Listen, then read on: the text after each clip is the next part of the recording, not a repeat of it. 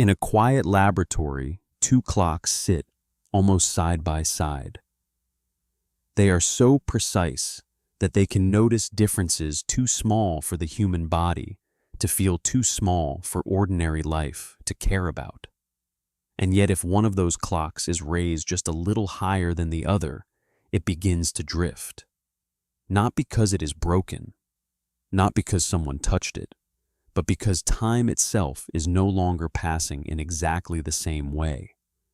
One clock lifted slightly farther from Earth is living through a subtly different rate of reality. That is the unsettling thought at the heart of this story.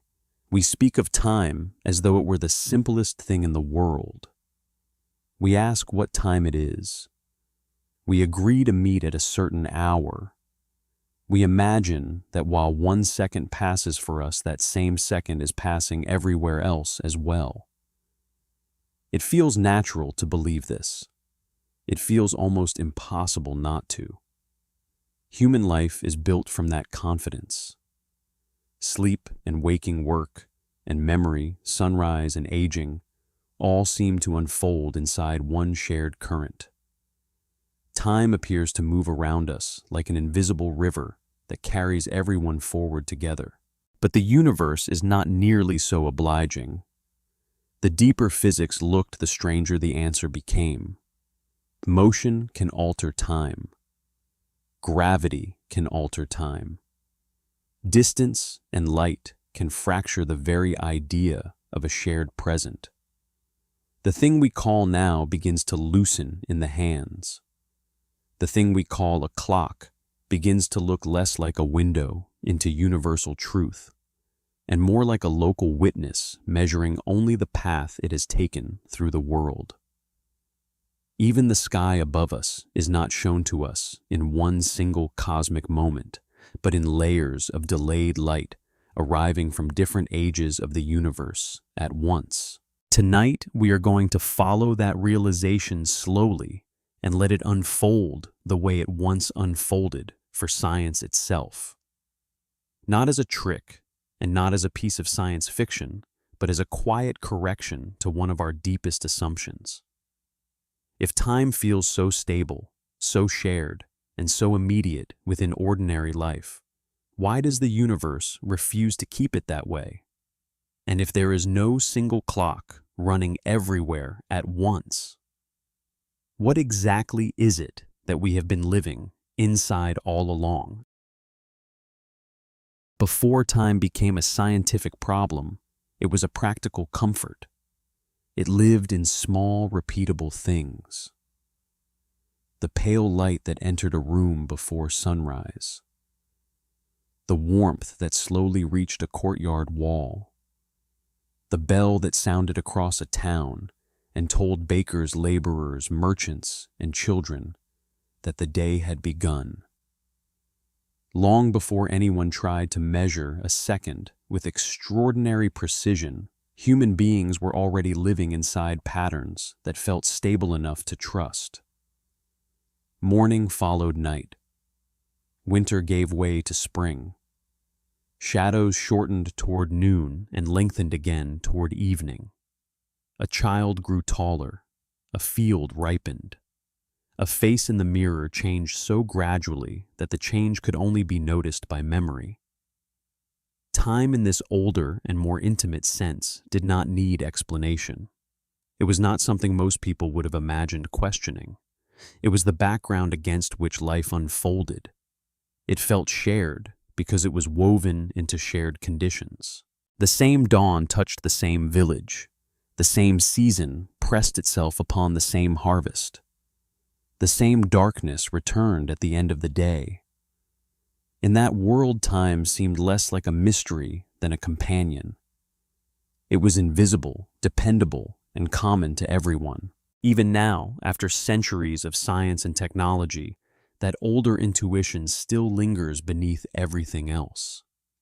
We wake up and look at a clock, but what the clock offers is not merely a number. It offers reassurance. It tells us that the world is still moving in an orderly way. Somewhere, someone else is also beginning work, making tea, boarding a train, answering a message, waiting for evening, or lying awake past midnight. We imagine all of this happening inside one common flow. There may be different time zones, different schedules, different routines, but underneath those differences sits a deeper assumption. We believe there is one real timeline holding it all together. We believe that while our own minute passes, that same minute is passing for everyone else as well. Perhaps not under the same light or in the same weather or with the same feelings attached to it, but still within the same universal current. That assumption is so deeply built into ordinary thought that it rarely even feels like an assumption. It feels more like the structure of reality itself. Part of the reason for that confidence is simple. On the scale of everyday human life, time does behave with remarkable gentleness. The differences that later science would uncover are so small under ordinary conditions that daily experience can ignore them completely.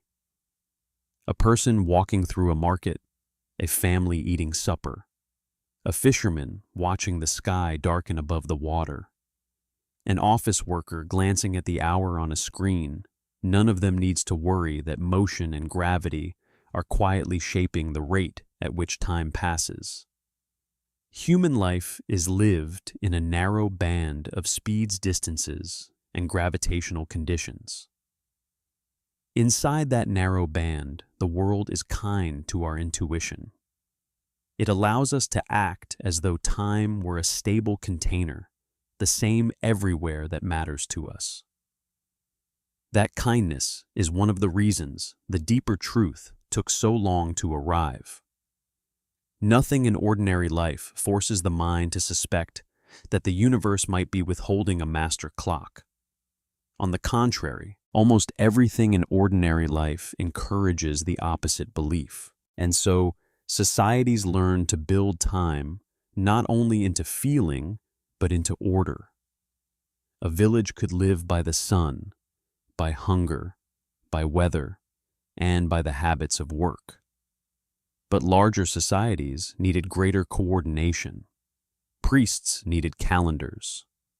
Farmers needed seasonal markers.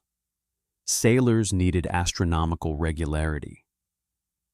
Courts, armies, schools, and markets all depended in one way or another on shared expectations about when things would happen. Later, when cities grew denser and more interconnected, the demand became stronger. Bells gave way to public clocks gave way to watches.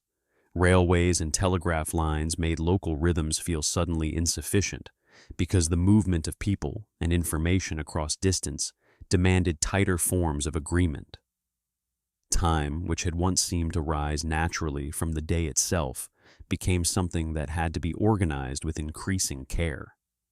Yet even as the methods changed, the deeper belief remained undisturbed. People were not constructing order against a rebellious universe, or at least they did not think they were. They were simply becoming more precise about something they assumed was already there. There is something revealing in that long history of coordination. Human beings have always treated time as if it were both natural and shareable. That pairing matters. We do not merely experience duration inside ourselves. We also expect other people to inhabit the same temporal world. When we make an appointment, we assume that a future moment exists in a form we can both reach. When historians write about a year, when astronomers date an event, when a nation marks a holiday, when a spacecraft is told when to fire its engines, all of this depends on a habit of thinking that runs very deep. We do not imagine time as a private sensation. We imagine it as a common medium. Even loneliness does not break this habit. A solitary person watching the evening gather outside the window still feels almost automatically that others elsewhere are passing through their own evenings and mornings within the same vast clockwork.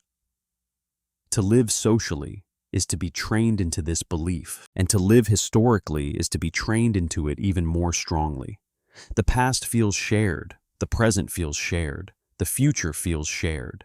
Time seems to belong to no one, because it seems to belong to everyone. For a long while, science inherited much of this instinct, rather than overthrowing it.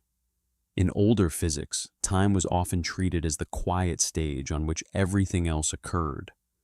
Objects moved through space, forces acted on bodies, causes produced effects.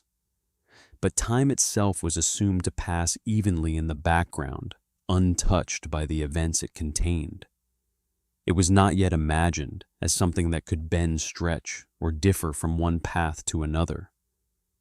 This older picture had enormous intuitive appeal because it matched the world as people sensed it. If one person dropped a stone and another watched the moon rise, both acts appeared to take place within the same universal order of before and after. Whatever disagreements there might be about motion or position, time itself seemed beyond dispute. A second was a second. Noon was noon. Now was now. This way of thinking felt not only useful, but almost unavoidable. To question it would have seemed to many minds like questioning whether the ground beneath one's feet was really solid. And yet, even before the great conceptual break arrived, there were hints that time was becoming less innocent. The desire to measure it more precisely changed the relationship between humans and the hours they inhabited. Once timekeeping became a matter of finely tuned instruments, rather than rough natural cues, the world began to reveal a strange new possibility. If clocks were made more accurate, then agreement between clocks became a problem in its own right. To keep time was no longer simply to watch the sky or hear the bell. It was to compare devices, correct errors, define standards, and ask which clock deserved to count as right. That question might sound technical, almost bureaucratic, but beneath it lay something more unsettling. The more carefully people tried to capture time, the less obvious it became where time itself truly lived. Was it in the heavens, in the pendulum, in the mathematics of astronomy, in the turning of Earth, in the vibration of atoms, or in the coordinated decision of institutions that agreed how time should be reckoned? Precision, oddly enough, did not merely sharpen certainty, it also exposed how much work certainty required. This is part of what makes modern timekeeping so quietly fascinating. We often speak as though there must be somewhere one final clock to which all others answer. One room perhaps containing the true hour of the world. But that image is misleading. The time used across modern civilization is not the gift of a single perfect instrument humming in isolation. It is built through comparison, calibration, and agreement among many clocks distributed across different places. That fact is easy to overlook because the final result reaches us in such a calm and seamless way. Phones update silently, satellites transmit signals, networks remain synchronized. The display on a screen looks effortless, but beneath that effortless appearance lies a global labor of alignment. Even before we arrive at the deeper relativistic meaning of all this, something important has already shifted. The shared time we rely upon is not simply found. It is maintained. It is produced through systems designed to keep agreement alive. That observation alone does not yet destroy the old intuition, but it weakens it. It suggests that our experience of one common time may depend less on the universe offering us a ready-made temporal order, and more on human beings becoming extraordinarily good at imposing one for practical purposes. In daily life, this distinction is almost invisible. The train arrives when the schedule says it will. A meeting begins at the appointed hour. Midnight rolls over on clocks around the world, according to conventions so familiar that they feel natural. But there is a subtle difference between something being natural to us and something being fundamental to the cosmos. Human beings are skilled at turning local regularities into general beliefs. We do it with the sky, with the ground, with our own senses, and with time, most of all. Because our lives depend on temporal coordination, we are tempted to imagine that the universe itself must be coordinated in the same way. This temptation grows stronger because of how memory and expectation shape experience from within. We do not feel time as a scattered collection of measurements. We feel it as continuity. A melody unfolds note by note and yet arrives as one thing. A conversation passes in sentences and pauses, but seems held together by a single present. A long afternoon of waiting stretches. An hour of joy vanishes quickly. Childhood recedes into a strange, compressed distance.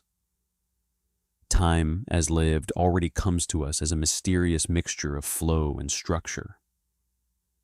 That makes it even easier to believe that the outer world must possess an equivalent flow, immense and universal, carrying all events forward together. The emotional texture of time reinforces the physical illusion. Because we feel ourselves moving through a present, we assume the world itself must have one present to move through. Because we remember the past and anticipate the future, we imagine those distinctions laid cleanly across the universe like lines on a map. The deeper irony is that this common-sense picture is not foolish. It is useful, elegant, and very nearly true within the domain that shaped it. For the purposes of farms, families, cities, ships, classrooms, and most of human history, a shared and steady time works well enough. It allows civilization to exist. It allows culture to develop rituals of beginning and ending, calendars of remembrance, and rhythms of work and rest. It allows us to believe that when we say morning or evening or tomorrow, we are touching something objective and public, not merely private sensation. That is why the old picture deserves patience. Science did not overturn it because people were naive. Science overturned it because precision reached beyond the scale that had once protected intuition. The universe was under no obligation to keep behaving in the simple way our bodies had learned to expect. It only seemed to do so because we had spent our entire history living in a sheltered corner of its possibilities. So, this first step in our journey is not yet a collapse, but a careful preparation for one. We begin by admitting how reasonable our ordinary belief has always been. We live as though time were shared, because in the life immediately around us, it almost is. We treat clocks as witnesses to a common world, because that is what they seem to be. We assume that somewhere beneath all our local differences, there runs one universal order of moments, one great silent sequence in which everything takes its place. It is this assumption, calm and ancient and nearly invisible, that the next part of the story will begin to disturb. For if time is truly shared in the way we imagine, then distant observers should be able to agree, at least in principle, on what is happening at the same moment. They should be able to point to the universe and say, together, this is now. But once that question is asked carefully enough, the confidence we have placed in the common clock begins very gently to come apart. Imagine a railway platform in the early years of the 20th century. The air is cool. Somewhere nearby, steam hangs above the tracks. A signal changes. A station clock marks the minute with quiet authority. Travelers glance up, adjust their pace, and trust that everyone gathered there is living inside the same measured instant. The train has not yet arrived, but its arrival already belongs to a shared future. The people on the platform and the people waiting in homes farther down the line may be separated by distance, but the modern world is teaching them to think in common hours. Timetables, telegraphs, city clocks, and synchronized watches all reinforce the same belief. Time may be divided into zones and adjusted by convention, yet beneath those arrangements lies something that still feels obvious. Somewhere underneath all the devices and schedules, there must be one real present holding the whole scene together. This was not an idle assumption. It sat at the heart of how an organized modern world understood itself. Once human beings began sending messages quickly across great distances, moving passengers and goods according to strict schedules, and depending on ever more precise coordination, the idea of simultaneity became more than philosophical. It became practical. Two events happening at the same time were not simply a curiosity of logic. They mattered to systems. They mattered to decisions. They mattered to the trust that made a timetable meaningful. If two clocks in different places could be synchronized, then it seemed natural to imagine that synchronization was revealing a deeper fact already present in the world. The clocks were not creating the present. They were merely reporting it. That was the instinct. Time existed first. Instruments came later. And yet there was a difficulty hidden inside this calm picture, and it grew sharper the more carefully one looked. How do we actually decide whether two distant events happen at the same moment? Not roughly, not by feeling, not by saying that they seem simultaneous from where we stand. How, in a physical sense, is such a claim made? If two church bells ring in neighboring towns, or two lamps flash far apart, or two bolts of lightning strike opposite ends of a long track, what allows us to say with confidence that they occurred at the same time? The old intuition answered too quickly. It assumed that simultaneity was simply there waiting to be noticed. But modern physics began to ask a more unsettling question.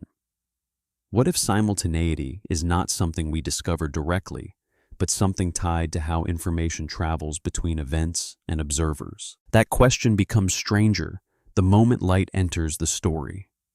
For light does not arrive everywhere at once. It takes time to travel. Under ordinary conditions, this delay is so small that everyday life can ignore it. A shout across a room, a flash across a street, a bird crossing the sky all seem immediate enough. But when distances grow large and precision becomes severe, the delay cannot be brushed aside. One does not witness distant events directly. One receives signals from them. Even this apparently simple fact has deep consequences. To say that something happened now at a faraway place is already to assume a method for comparing your local moment to an event whose light is still on its way.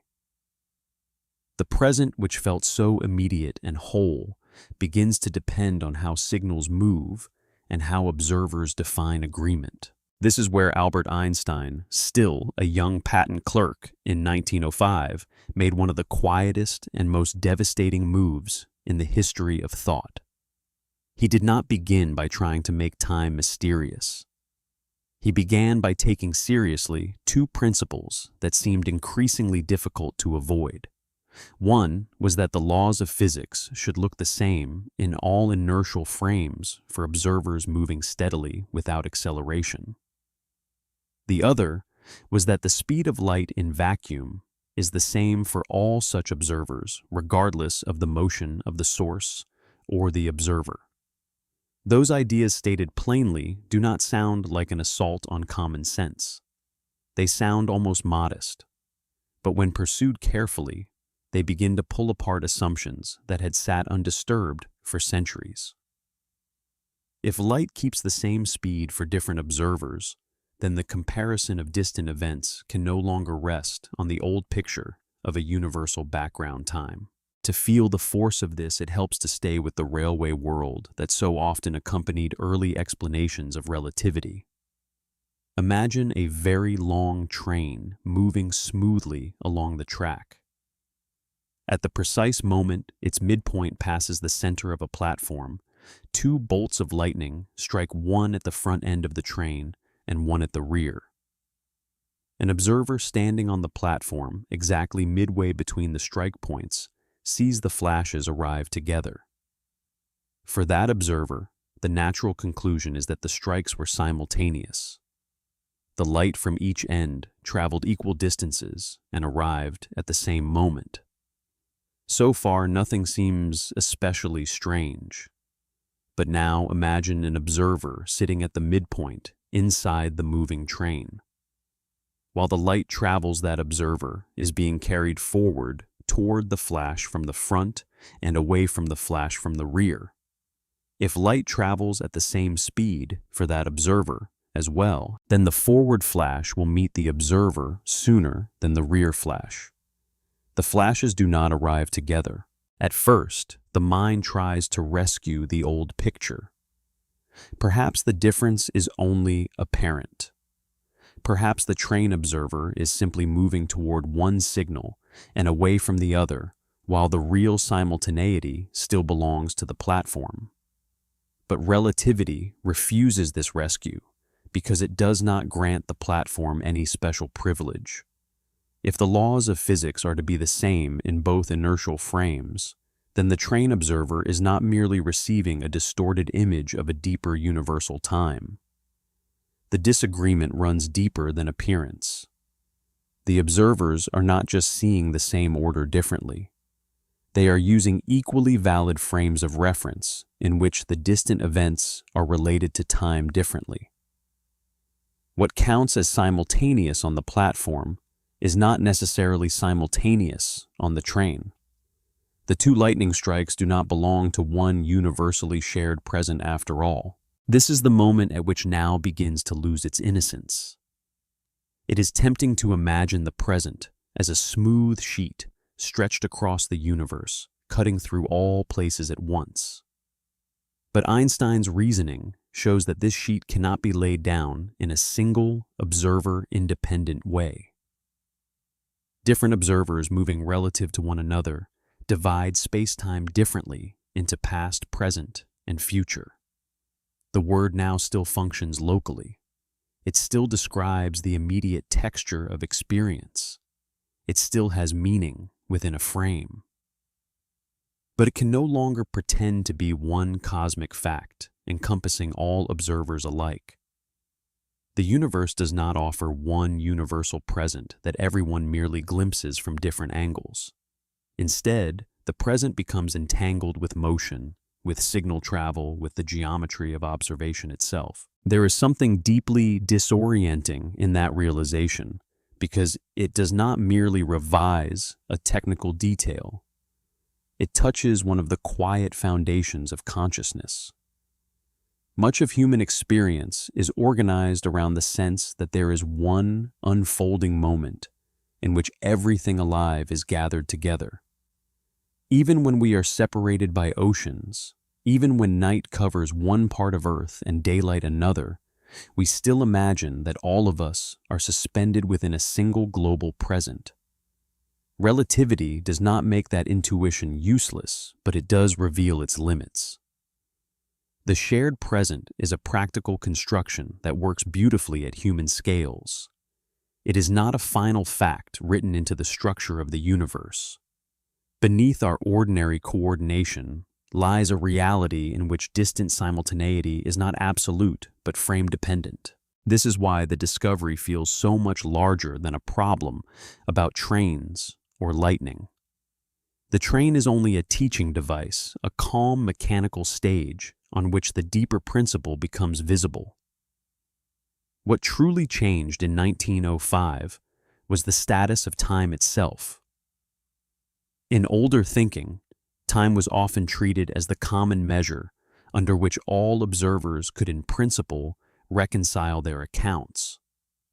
They might disagree about motion, but not about the order of simultaneous distant events once the facts were fully known. Einstein removed that final refuge. Simultaneity was no longer the silent glue keeping all frames inside one shared chronology. It became relative. And once that happened, absolute time could no longer survive in its old form. The idea of a cosmic master clock ticking behind appearances and unifying all observers began to dissolve. One of the reasons this change was so hard to absorb is that no human sense organ reports it directly. We do not walk through daily life feeling the relativity of simultaneity press against our skin. The world of ordinary speeds is too forgiving. Light is too fast, our movements too slow, our distances too small. Everyday life hides the fracture beneath a surface of coherence. This is why clocks seem so persuasive. They agree closely enough for human purposes that the deeper disagreement remains invisible. But invisibility is not the same as non-existence. Much of science advances by discovering that stable appearances are local conveniences rather than universal truths. The ground feels still beneath us, yet Earth rotates. The sky seems to turn overhead, yet Earth is moving through space. In the same way the present feels universal, yet careful physics shows it is not. Even language struggles here. Words like before, after, and at the same time were shaped in a world where common sense rarely encountered conditions severe enough to test them. Relativity does not abolish those words. It complicates the reach we imagine they possess. If two events occur at the same place, all observers can agree on their temporal order. If one event can cause another, relativity still protects the structure of causality.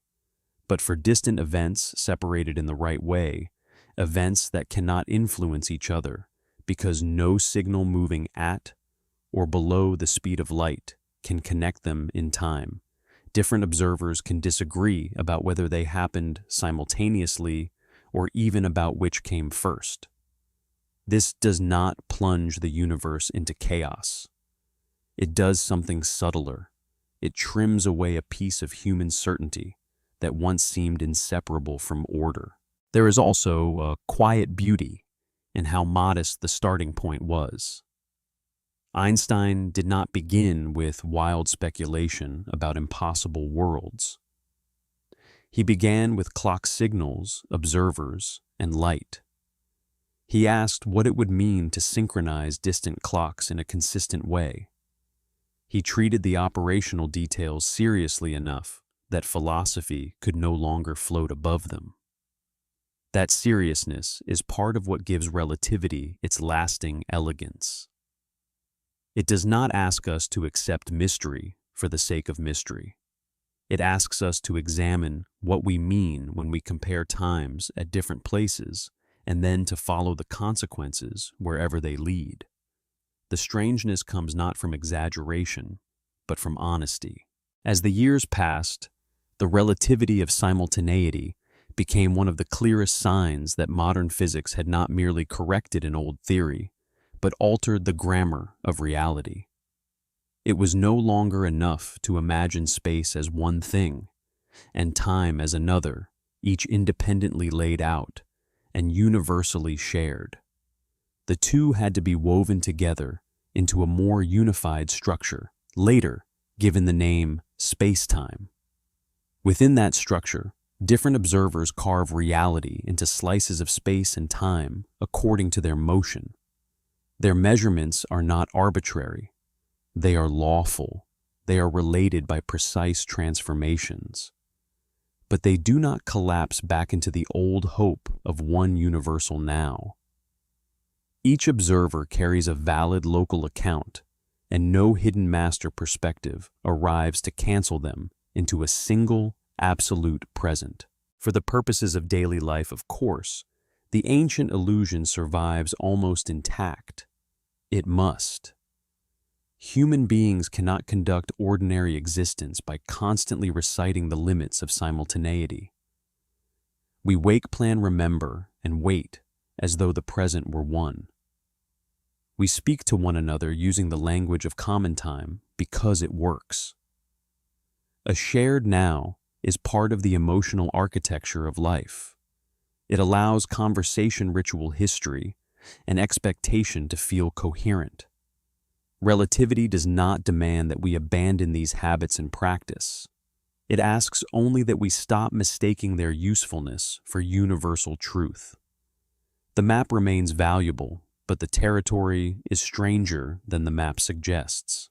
That strangeness grows sharper when one begins to feel the loneliness hidden inside the idea of local time. Each observer, in a sense, carries a present that cannot be stretched cleanly across the whole universe. This does not separate us from one another in any tragic way, but it does subtly decenter the human viewpoint. The world is no longer gathered into one simultaneous stage for our convenience. Events far away do not simply wait in one universal tense for our concepts to arrange them. Reality is more distributed than that, more patient, and less obligated to match the forms of thought that grew naturally within a small planetary life. What we call now turns out to be a local achievement, not a cosmic possession. And once that has been understood, even dimly, the next question begins to rise, almost on its own. If observers moving relative to one another cannot always agree on which distant events are simultaneous, then time has already become more unstable than common sense allowed. But perhaps the disturbance does not end there. Perhaps disagreement is not limited to the structure of the present. Perhaps time itself, the very amount of it that passes between events, also depends on motion. If so, then the loss of a universal now would only be the first break in the old clock. The deeper break would be still to come when science discovered that two observers may not merely divide time differently, but live through it at different rates. Once the idea of a universal now had begun to loosen, there was a natural hope that the damage might stop there. Perhaps simultaneity was only a subtle bookkeeping problem, a difficulty that appeared when distant events were compared across moving frames while the deeper substance of time remained intact. Perhaps observers might disagree about whether two faraway flashes happened at the same moment, but still agree, at least in principle, about how much time had passed once events were brought back together and measured carefully. That would have been a comforting compromise. The old clock would have suffered a crack, but not a collapse. Time might have become harder to coordinate across distance, yet its basic rate would still belong to the universe in one shared and steady way. But relativity did not offer that comfort. Once light had been given its constant place in the laws of physics, and once no inertial observer was allowed the status of absolute rest, the disturbance reached further. It was not only the shape of the present that changed. Duration itself changed. The very amount of time separating two events could differ for observers in relative motion. This was harder to absorb than the relativity of simultaneity because it struck closer to the body. It no longer seemed to concern only distant comparisons or abstract definitions. It concerned the ticking of clocks, the aging of particles, the passage from one moment to another. The question was no longer merely whether observers divide the universe into different presents. It was whether they could actually live through different amounts of time between one meeting and the next. The answer to Einstein's own surprise, as much as anyone's, was yes. To see why it helps to return to the simplest and strangest feature of special relativity. Light does not behave the way ordinary intuition would prefer. If a train moves toward you, its whistle seems changed in pitch, and an object thrown from its window inherits the motion of the train in addition to its own. Much of everyday experience teaches that speeds add in such ways. But light refuses this familiar logic. Whether a source moves toward you or away from you, whether you chase the light or stand still and receive it, the speed of light in vacuum remains the same. This is not a poetic exaggeration. It is one of the foundational facts around which modern physics is built. And once that fact is accepted, something else must yield. If the speed of light cannot change to accommodate different observers, then measures of space and time must adjust instead. One of the gentlest ways physicists have explained this is with an imaginary device called a light clock. It is not a clock of gears or springs. It is a simple thought instrument made of two mirrors facing each other with a pulse of light bouncing back and forth between them. Each round trip marks one tick. In the clock's own rest frame, the light travels straight up and down between the mirrors. The distance is fixed, the speed of light is fixed, and the ticking is regular. Nothing seems unusual, but now imagine that this light clock is moving smoothly past an outside observer. From the observer's point of view, the pulse of light no longer travels straight up and down. As the clock moves forward, the light traces a diagonal path rising and falling, while the whole apparatus continues across space. That longer path matters. The speed of light is still the same. It is not increased simply because the clock is moving. So if the light must travel a longer diagonal distance at the same speed, each tick must take more time from the outside observer's perspective. The moving clock runs slow, not because it malfunctions, and not because the observer is deceived, but because the structure of space-time allows no other outcome. If light's speed is fixed for all inertial observers, then moving clocks measure less time between the same broad events than clocks at rest in their own frame. Time dilation emerges not as a strange optional feature, but as a necessary consequence of the deeper rules. What makes this so beautiful is also what makes it so difficult. The argument is almost spare. It does not begin with dramatic speculation or impossible technology. It begins with an honest clock and an uncompromising rule about light. Yet from that modest beginning comes one of the most unsettling claims in science. Motion alters the rate at which time passes. Two observers who separate and reunite need not agree on how much time elapsed along their respective paths.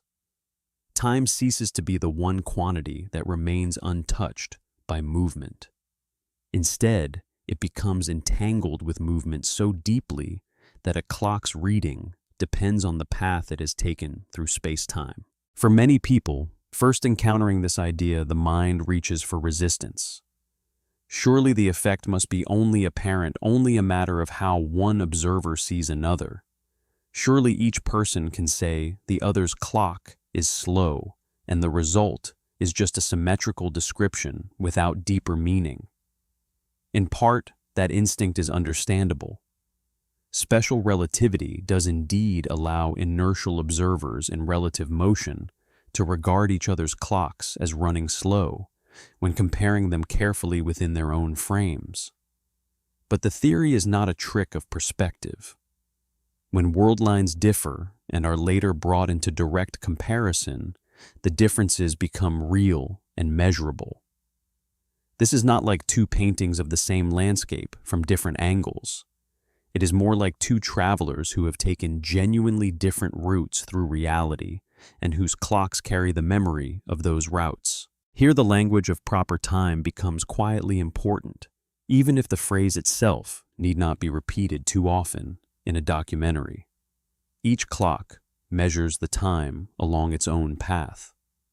That local time is not an illusion. It is perhaps the most concrete form of time the theory gives us. A clock does not report the pace of the universe as a whole. It reports the duration lived along its own journey. This idea begins to shift the emotional center of time. Instead of one master river flowing everywhere at once, we are given many local streams, each attached to the motion of a body, a particle, a spacecraft, a person. Reality does not stop being lawful, but lawfulness no longer requires one global pace. For a while, this might still have remained a refined oddity of theory, admired for elegance and left suspended above the ordinary world. Yet the 20th century did not leave it there. It found ways again and again to force time dilation out of the realm of abstraction and into measurement. Some of the earliest and most haunting evidence came from the sky, not from clocks people carried on their wrists, but from unstable particles called muons. High in Earth's atmosphere, cosmic rays collide with atoms and create showers of secondary particles, among them muons. These particles live only briefly before decaying. If one used older pre-relativistic intuition and measured their lifetime in a simple classical way, many of them should vanish long before reaching the ground. They are created far too high in the atmosphere, and they do not live long enough by ordinary reckoning to survive the journey down. And yet they do reach the surface in significant numbers. Detectors on mountaintops and at sea level register them. They arrive where simpler expectations said they should not. The explanation is not magic, and it is not a loophole. It is time dilation. From the Earth frame, the fast-moving muons experience time more slowly, so their internal decay processes are stretched out. Their brief lifetime measured in their own frame corresponds to a longer interval in hours. They survive long enough to reach the ground because motion has altered the rate at which time passes for them. This is one of those moments in physics where the universe seems almost gentle in how it teaches. A shower of particles raining silently through the atmosphere becomes a demonstration that time is not one common rate. The evidence does not need a grand machine to be convincing. It arrives from above, passing through us, constantly unnoticed by the senses, and yet speaking clearly to instruments. Later came experiments with human-made clocks, and with them the idea became more intimate. If particles could age differently in motion, then what about the carefully built clocks of laboratories and aircraft? In 1971, Joseph Haffel and Richard Keating took atomic clocks aboard commercial airliners and flew them around the world, once eastward and once westward, comparing them with clocks that remained on the ground. The details involved both motion and gravity, since aircraft move relative to Earth and also sit at different altitudes. But the broad lesson was unforgettable. When the clocks were brought back together, they did not agree exactly. Their paths through the world had not been the same, and neither had their time. What had once sounded like a philosopher's embarrassment had become a practical experimental result. Clocks that traveled differently returned with different histories written into their ticking. Even here, one can feel how stubborn common sense remains. A person watching an aircraft lift through clouds may feel many things, but almost no one feels that the rate of time on board has parted from the ground below. The difference is far too small for bodily notice. The passengers sip water, read newspapers, sleep in their seats, stare at the wing, and emerge believing they have shared the same day as those beneath them. For all practical human feeling they have. Yet under the discipline of atomic precision, something else is true as well. Their clocks have not followed exactly the same rhythm as clocks that stayed behind. Human experience is continuous enough to hide this divergence, but measurement reveals it patiently. This gap between feeling and fact is one of the reasons relativity remains so philosophically powerful. The theory does not merely tell us a surprising thing about the extreme universe.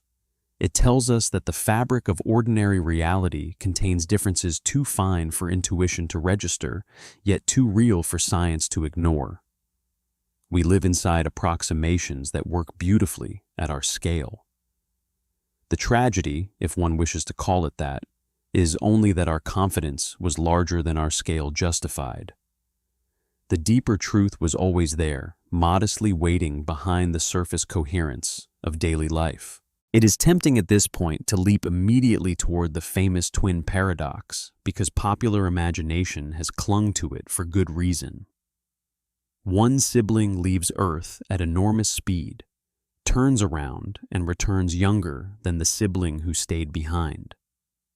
The image has survived because it turns abstract physics into a human story of reunion and unequal aging, and indeed it captures something real. But the drama of the twins can sometimes distract from the calmer insight underneath. The essential point is not that relativity produces science fiction scenarios. It is that clocks, organisms, particles, and processes all keep time according to the paths they follow. If one path through space-time differs enough from another, then the accumulated duration differs as well. The twin story is only an enlarged human version of what muons and atomic clocks had already taught in quieter ways. As the century advanced, technology pushed this lesson into still more demanding environments. Particle accelerators hurled unstable particles to enormous speeds and watched their decays stretch in exact accord with relativity. Precision timekeeping improved until differences once hidden by experimental limitations became accessible. What had first sounded like a bold, theoretical claim was slowly absorbed into the operating language of modern measurement. There was no dramatic moment when humanity as a whole stopped believing in universal time. Most people understandably never needed to. But science had crossed a threshold. It no longer asked whether motion might affect time. It worked on the assumption that it does. And yet, even after all this, the emotional shape of the discovery remains difficult to hold in the mind. Perhaps that is because human beings instinctively treat time as the most intimate of all dimensions. Space can vary without shocking us too deeply. Distances change paths, curve horizons differ. But time feels more interior. It seems connected to waiting, aging, heartbeat, breath, and memory. To say that motion changes time is not merely to revise a coordinate system. It is to suggest that reality is less centrally organized around the human viewpoint than we once believed. A moving particle, an airplane, a future spacecraft, and a person resting quietly on Earth do not all participate in one universal pace. Each carries its own temporal account, lawful and real, but local. At the same time, the discovery has a peculiar tenderness to it. Relativity does not tell us that time is chaotic or that nothing can be trusted. On the contrary, it reveals an order more subtle than the one common sense imagined. The universe is not inconsistent. It is simply not built to preserve our first intuitions. Moving clocks slow in precise ways. Decay rates stretch by exact amounts. Measurements relate through mathematical structure, not confusion. The loss of universal time is not the loss of law. It is the replacement of a simpler law with a deeper one. By now, then, the old clock has suffered a second break. First, the present ceased to be universal.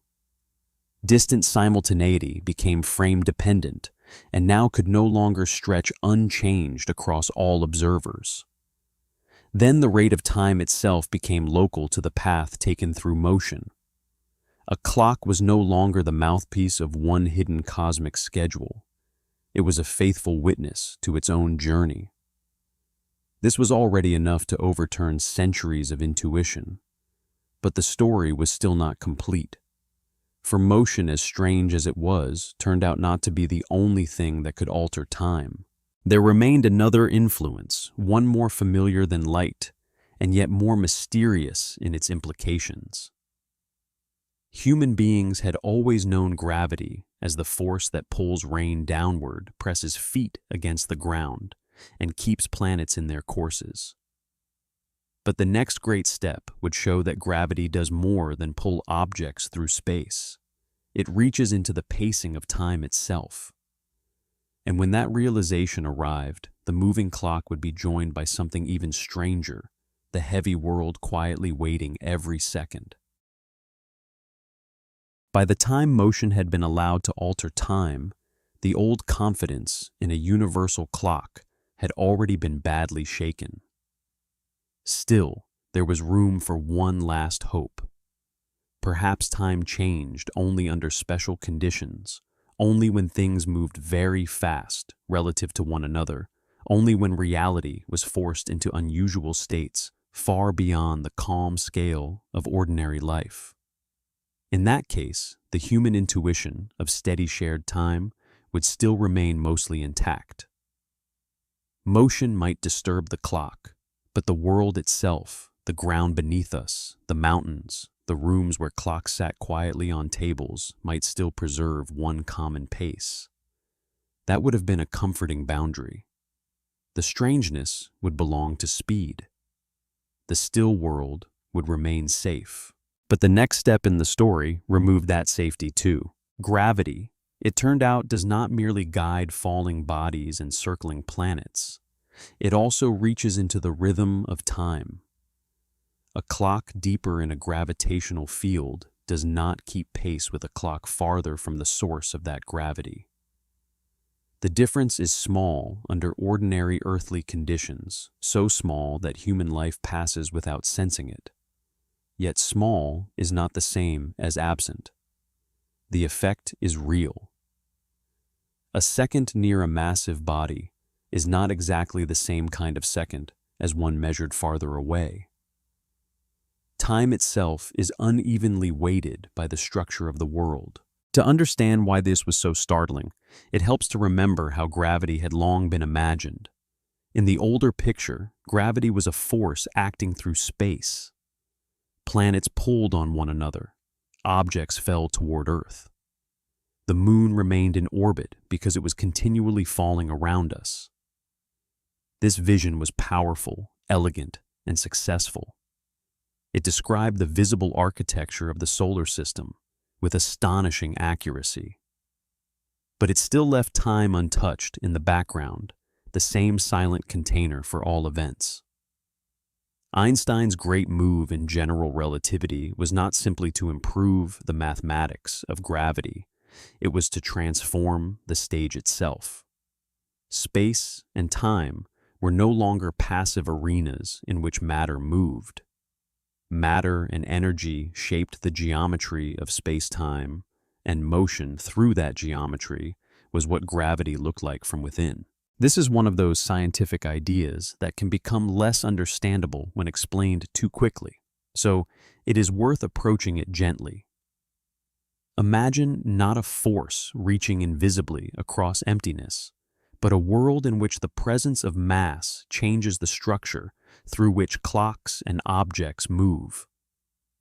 Planets do not orbit because they are tugged through an otherwise untouched void.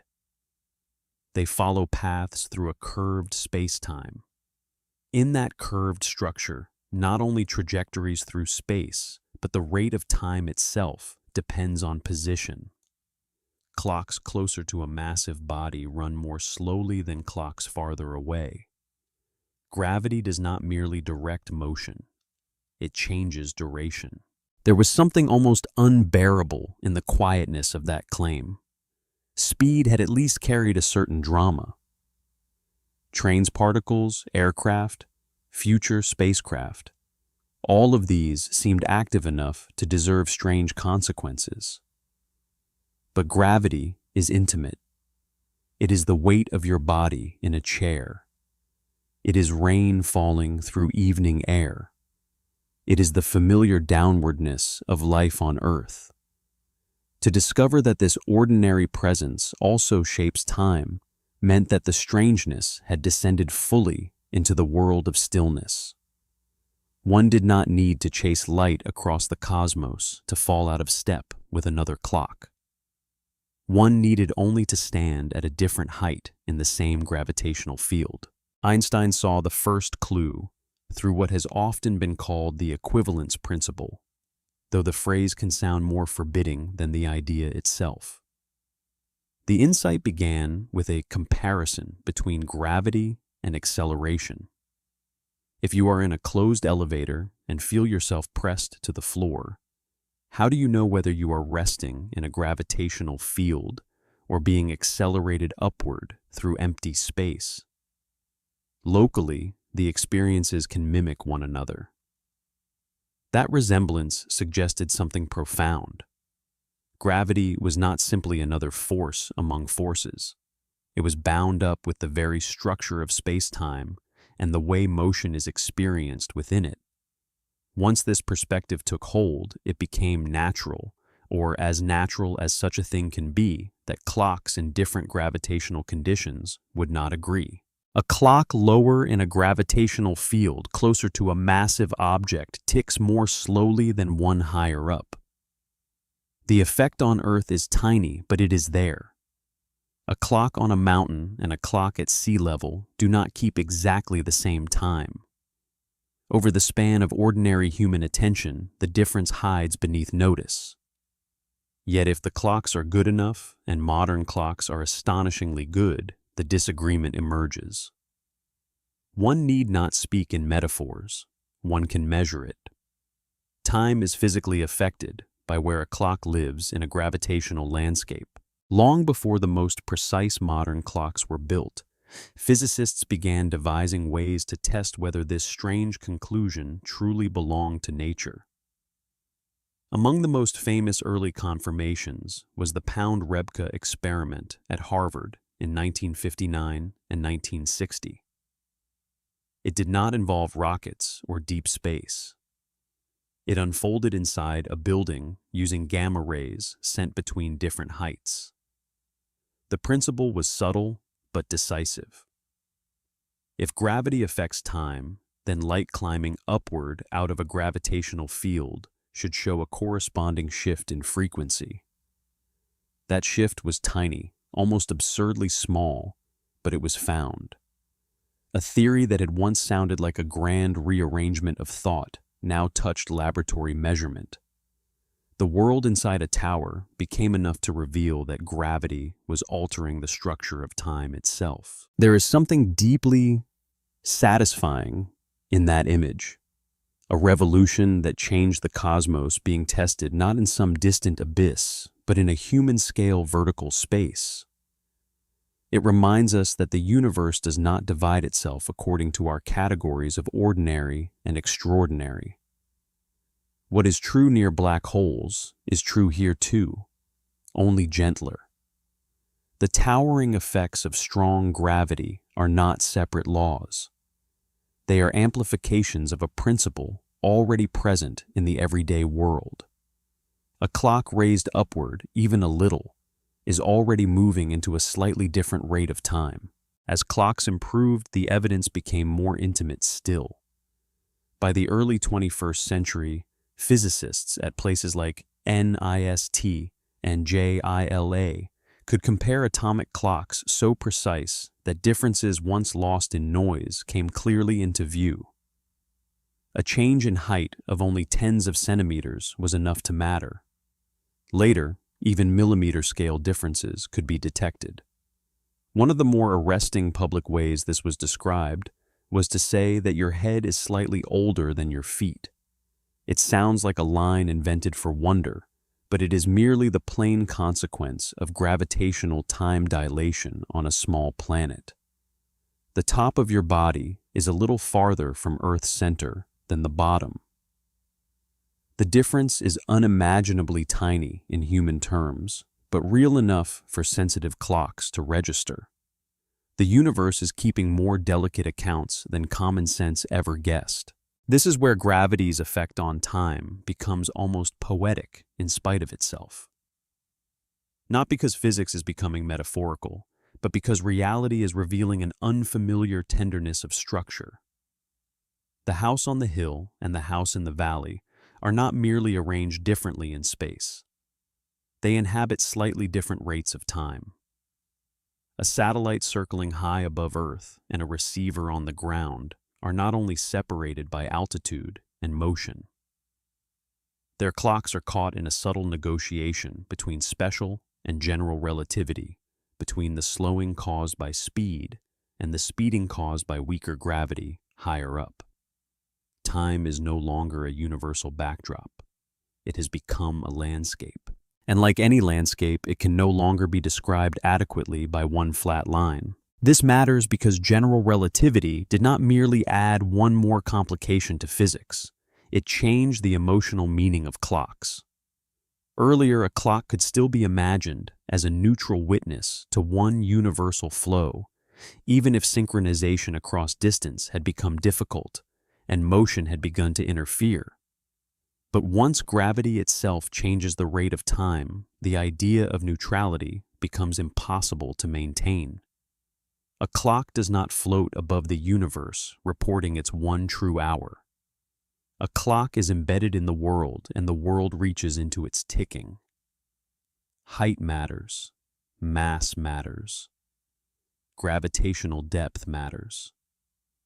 A clock is local not just because it follows a path, but because it dwells in a particular curvature of space-time. One begins to see then how thoroughly the old picture has been overturned. The present is not universal. The rate of time is not universal under motion. And now even stillness offers no refuge because stillness in a gravitational field is not temporal neutrality.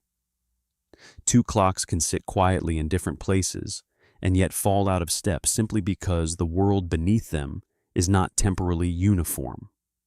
The planet itself is already enough to make this true. It is worth pausing over how little daily life reveals of this. People climb staircases, sleep in upstairs rooms, descend into valleys, fly across continents, stand at lookout points above cities, and none of them feels time change in the body the way one feels heat or wind. The effect is too slight, the scales of human perception too broad. Our senses evolved to catch what matters to survival, not what matters to atomic precision. This is one reason relativity remains so philosophically important. It shows that the world may depart from intuition, not because intuition is foolish, but because intuition is economical. We were built to move through a narrow range of conditions. Science widened the range until the hidden structure appeared. The widening did not stop with towers and clocks. It reached immediately toward the heavens. If Earth's gravity can slow time a little, what of denser stars, stronger fields, deeper wells in space-time? White dwarfs, neutron stars, black holes. All of them became not merely exotic astronomical objects, but places where the logic already seen on Earth would grow sharper and more severe. A clock near a compact massive object would be dragged more strongly away from the pace kept far away. What seems tiny here would become dramatic there. General relativity was giving physics a continuous scale of temporal distortion from the almost unnoticeable to the nearly unimaginable. Yet before following that curve toward its most extreme end, there was another consequence, closer to home, one with a special kind of narrative power, because it joined high theory to invisible, ordinary life. Modern civilization was beginning to depend on precise timing systems that stretched beyond the surface of Earth. Satellites, navigation networks, telecommunications, and scientific instruments were all becoming entangled with clocks living at different speeds and in different gravitational conditions. The universe was no longer merely offering physicists a conceptual lesson. It was placing a quiet demand on engineers. If time really changed with gravity and motion, then technology would have to learn how to live inside that fact. This is why the story of gravitational time dilation does not belong only to laboratories or to the grand abstractions of cosmology. It belongs to the infrastructure of the contemporary world. A satellite orbiting above Earth is farther from the planet's mass and therefore experiences a weaker gravitational field than a clock on the ground. That tends to make its clock run faster. At the same time, its orbital motion tends to slow it down. These effects do not cancel perfectly. The result is not a philosophical subtlety, but a practical discrepancy that must be corrected if navigation systems are to work accurately. Relativity moved from theory to experiment, and then from experiment into the hidden maintenance of daily life. There is a peculiar beauty in that progression. What began as a quiet challenge to common sense became a tested property of clocks and then a routine part of technological design. The world did not become less strange once the equations were confirmed. It became more so because the strangeness proved operational. A person checking directions on a phone following a map through a city rarely thinks of space-time curvature. Yet such acts depend behind the calm surface of convenience on a civilization that has learned to compensate for the fact that time is not naturally synchronized between Earth and sky. So, gravity's lesson is larger than the famous line that massive objects slow time. Its deeper lesson is that time belongs to the physical fabric of the universe in a way human intuition resisted for centuries. It is not an abstract ruler held outside the world. It is part of the world's own structure. Matter bends space-time. Curvature shapes motion. Curvature also shapes clocks. Every second is not simply given. It is lived somewhere under some conditions, along some path, at some depth in the gravitational order of things. By now, the title idea of this documentary is beginning to show its full shape. The universal clock has not merely cracked. It has lost its claim to exist. There are clocks, countless clocks, and each is faithful within its own circumstances. But there is no single master rhythm that all locations and conditions obey equally. Motion changes time. Gravity changes time. Position changes time. The world is full of duration, but not of one shared pace. And still, this realization has not yet reached its most unsettling form. So far, we have remained within a universe that can still be measured, corrected, and domesticated by precision. Clocks disagree, but science tracks the disagreement. Technology compensates. Order survives through careful work. The next part of the story will take us into that hidden labor. It will show how modern civilization preserves the illusion of common time by constantly repairing a cosmos that refuses on its own to keep every clock together. By this point in the story, the old dream of a naturally shared time has already been wounded from several directions. The present is no longer universal. Motion changes duration. Gravity does too. A clock high above the ground and a clock resting lower down do not keep exactly the same pace. And yet, for most of us, daily life goes on as though nothing has happened. Meetings begin on time. Airplanes depart according to schedules. Financial markets open and close in disciplined rhythms. Phones update themselves without drama. Navigation systems tell us where we are with calm confidence. The world still behaves as though time were common property, as though everyone remained joined inside one vast, invisible order of moments. At first glance, this seems almost like a contradiction. If the universe refuses to keep all clocks naturally aligned, then why does human life continue to feel so synchronized? The answer is not that relativity somehow ceases to matter at the level of civilization. The answer is nearly the opposite. Shared time survives because modern civilization works continuously quietly and with extraordinary precision to repair a problem the universe never solved for us. What feels natural in daily life is in many ways an engineered achievement. Beneath the smooth surface of ordinary schedules lies a global labor of comparison, correction, agreement, and maintenance. Human beings have become so good at stitching local clocks together that the seamwork disappears from view. There is something almost tender about this hidden labor. We usually imagine technology as an effort to control matter, energy, speed, or distance. But modern timekeeping reveals a subtler ambition. We are not only building machines that move through the world, we are building systems that preserve the appearance of one common temporal world, even when physics has shown that such unity is not simply given.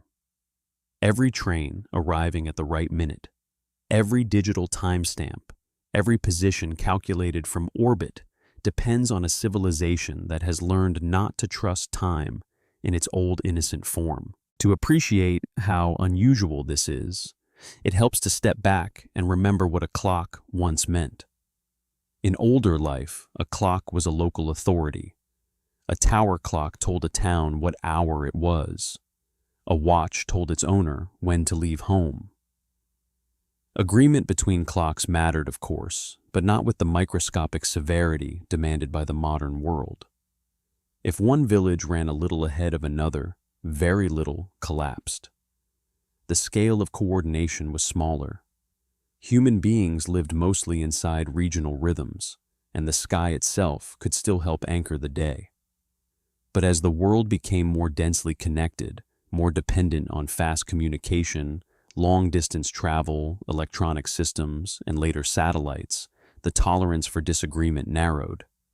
A second could no longer be treated loosely. Time had to be stabilized in a form far stricter than ordinary experience had ever required. That need pushed timekeeping toward a remarkable transformation. Instead of relying on the motions of celestial bodies alone, modern science turned toward the atom. Atomic clocks do not keep time by the swing of a pendulum or the turning of gears. They rely on regular oscillations associated with atomic transitions, astonishingly stable, natural processes that can be counted with tremendous precision. What began as a search for better timekeeping slowly became something deeper. The atom offered a way to define the second not through the rough habits of earthly life, but through a standard subtle enough to reveal the hidden unevenness of reality itself. And once clocks became that good, the old assumptions became harder and harder to preserve. Precision is often imagined as the path to certainty, but here it also became the path to disillusionment. The better the clocks grew, the more clearly they exposed that no single local reading could stand in for the time of the whole world.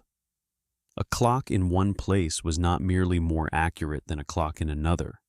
It was embedded in a different motion, a different gravitational condition, a different path through space-time.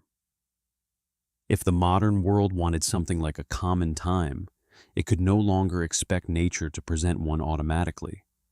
It would have to assemble one from many clocks. This is where the story becomes unexpectedly collective. There is no one hidden master clock quietly beating beneath civilization like a mechanical heart. No single room contains the unquestionable hour of the earth. Instead, international time is built from networks of atomic clocks distributed across many laboratories and timing centers. Their readings are compared, weighed, averaged, corrected, and used to establish coordinated standards. The official time we depend on is not the discovery of one perfect pulse. It is the outcome of a carefully maintained conversation among many extraordinarily disciplined instruments. That fact matters not only technically, but philosophically. It means that when we say the world shares a time, we are describing not a natural uniformity, but a managed coherence. The old dream of one cosmic clock has been replaced by a more modest and more human achievement. We create operational unity out of physically local clocks. We negotiate a common temporal order within a universe that keeps insisting on difference. One can feel the elegance of this in the language of modern standards. International Atomic Time, often treated as the deep backbone of official timekeeping, is not the voice of one clock, but the product of coordinated clocks around the world. Coordinated universal time. The time that reaches civil life emerges through related processes of standardization and adjustment. Even the naming reveals something subtle.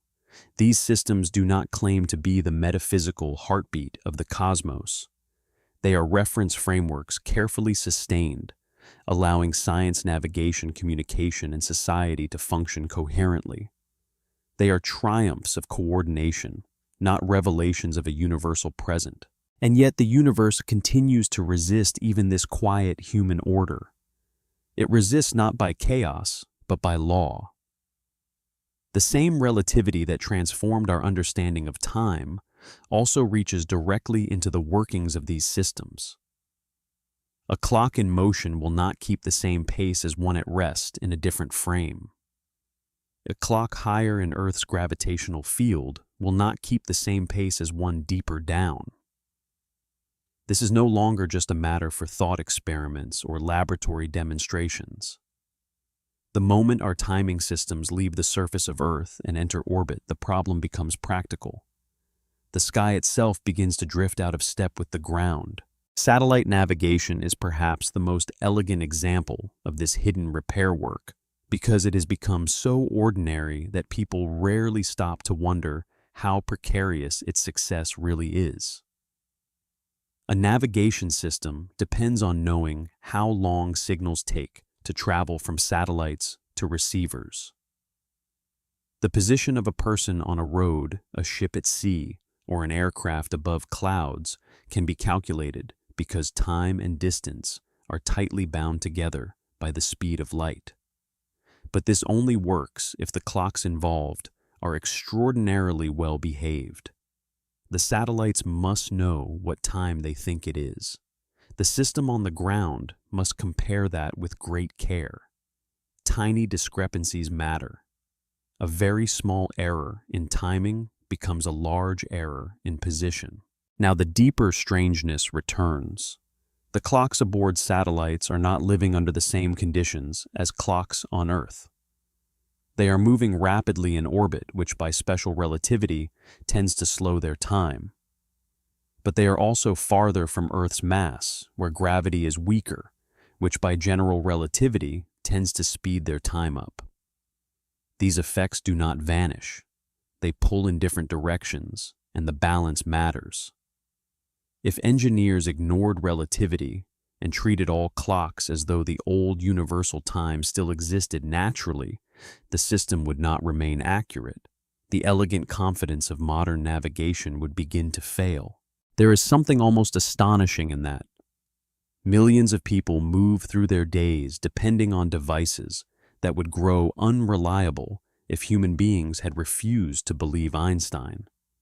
A driver glancing at a map on a phone is relying, whether they know it or not, on a civilization that corrects for the fact that clocks in orbit and clocks on the ground do not share one common pace. The universe left to itself would allow their times to separate. Technology preserves agreement by refusing to pretend that nature already did the work. This hidden dependency gives modern life a different texture once it is noticed. One begins to see precision not as a transparent extension of common sense, but as a triumph over it. We often think of convenience as simplicity. A route appears on a screen. A time signal arrives exactly when needed. A system seems effortless because it functions well. But effortlessness in advanced civilization is often the visible face of deep, invisible correction. Beneath the quiet ease of modern time lies a recognition that clocks are local, vulnerable to motion, vulnerable to gravity, vulnerable to disagreement, unless constantly compared and adjusted. The story of aircraft clocks still echoes here too, like an earlier warning that later technology could no longer ignore. When atomic clocks flew around the world and returned disagreeing with clocks that stayed on the ground, the experiment carried more than symbolic value. It showed that the Earth was already enough to produce measurable divergence. Movement through its skies and position in its gravitational field were sufficient to bend time slightly apart. Once that was accepted, the logic extended naturally into the space age. If airplanes could not share exactly the same time as the ground, then satellites certainly could not be trusted to do so without careful correction. The atmosphere was not the end of the world. It was the beginning of a wider, temporal landscape. And so, modern timekeeping became inseparable from comparison. Clocks must talk to other clocks. Timing laboratories must compare signals across continents. Standards must be maintained not once, but continuously. This is one of the quiet themes running beneath all technological modernity. The deeper our systems depend on precision, the more they depend on relationships rather than isolated measurements. A clock is not enough. One needs a network. One needs procedures. One needs a way of holding agreement together across motion distance and gravitational difference. Time in the age of atomic precision becomes a social and scientific fabric woven across the planet. That may sound abstract, but it has real emotional force if one lingers over it. The official time guiding airports, networks, laboratories, and satellites is not simply out there waiting to be read. It is something humanity sustains through shared discipline. In a sense, the modern world lives by a global act of trust among clocks. Each instrument in its own place keeps faithful local time. But local fidelity is not enough for civilization. Local clocks must be related, compared, folded into a common standard that allows billions of lives and machines to coordinate. The result feels singular. The process beneath it is plural. This is where the title of the documentary comes closest to its fullest meaning. The clock that does not exist is not a poetic fiction. It is the master clock people imagine when they think the universe must somewhere possess one final universal time of all things. Modern science does not find such a clock. It finds local clocks, precise laws, measurable distortions, and workable reference systems. It finds many ways of keeping time. It finds no natural throne from which one final time rules equally everywhere. And yet, the human desire for unity does not disappear. It changes form. If the universe will not provide one shared clock, we will build reference systems good enough to let civilization behave as though a common time still exists. This is not self-deception. It is adaptation. It is a practical answer to a deeper truth. We do not need metaphysical certainty in order to navigate, communicate, or organize life. We need disciplined agreement. In that sense, modern timekeeping is one of the clearest examples of how science matures human understanding. It does not merely destroy an illusion and leave us empty-handed. It replaces innocence with method. Still, even method has its limits, and that too is worth feeling. No matter how refined our standards become, the underlying lesson remains. The universe is not naturally synchronized in the way human intuition once imagined. Our systems work because they never forget this. They succeed by remembering what common sense would rather ignore, that time is local, that clocks can separate, that agreement must be maintained against physical tendencies toward divergence. Civilization keeps time by acknowledging that the cosmos does not keep it for us. There is a quiet nobility in that, It suggests that knowledge does not always make the world colder. Sometimes it makes our place in it more poignant. Human beings living on a small planet under a modest star have learned that even something as intimate as time is not given to them in its final form. And instead of retreating, they have answered with network standards, instruments, corrections, and care. They have built a temporal commons inside a universe that never promised one. But even this achievement impressive as it still unfolds within relatively gentle conditions. The clocks of Earth and orbit can be compared, corrected, and brought into agreement well enough for human purposes. The distortions, though real, remain manageable. They belong to a universe whose strange temporal structure can still be tamed into service. The next step in the journey leads toward places where that taming begins to fail in the imagination, where gravity no longer merely nudges clocks apart by tiny amounts, but stretches time so violently that the familiar language of hours and waiting begins to thin.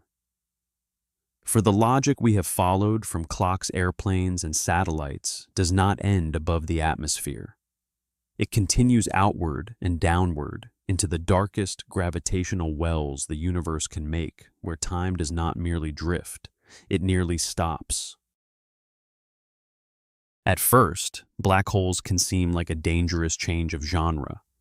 Up to now, the story has moved through clocks on Earth, particles in motion, aircraft crossing the sky, and satellites quietly circling above the planet. The effects were strange, but they remained close enough to lived reality that the mind could keep pace. A clock ran slower here, faster there. A system needed correction. A measurement drifted. But black holes arrive with a different emotional weight. They belong to the darkest corners of astronomy, to images of collapsed stars and regions from which no light returns. It is easy to treat them as a dramatic detour, as though the documentary were suddenly leaving the real subject behind and stepping into something more theatrical. Yet, that would be misleading. Black holes are not a separate story. They are the far end of the same curve we have already been following from the beginning. Everything that makes them strange has already been introduced in gentler form. Motion changes time. Gravity changes time. Clocks at different depths in a gravitational field do not agree. A second on a mountain is not quite the same as a second lower down. A clock in orbit and a clock on Earth must be reconciled carefully. Black holes do not invent a new principle. They take a familiar one and push it toward a place where human imagination begins to fail. They are what happens when gravity is not merely strong, but overwhelming, when the curvature of space-time becomes so severe that the quiet temporal differences of the ordinary world rise into something almost unbearable. To understand why it helps to resist the temptation to begin with the event horizon itself. Better to begin with the idea of falling deeper into a gravitational well, because this is already a language we know. On Earth, deeper in the gravitational field means lower down, nearer the center of mass, nearer the source of the curvature that shapes time. The effect is tiny here, measurable only with exquisite clocks. But suppose the mass grows denser and denser. Suppose matter is packed into a smaller and smaller region. The gravitational field near it becomes stronger. The difference in clock rates between near and far grows larger.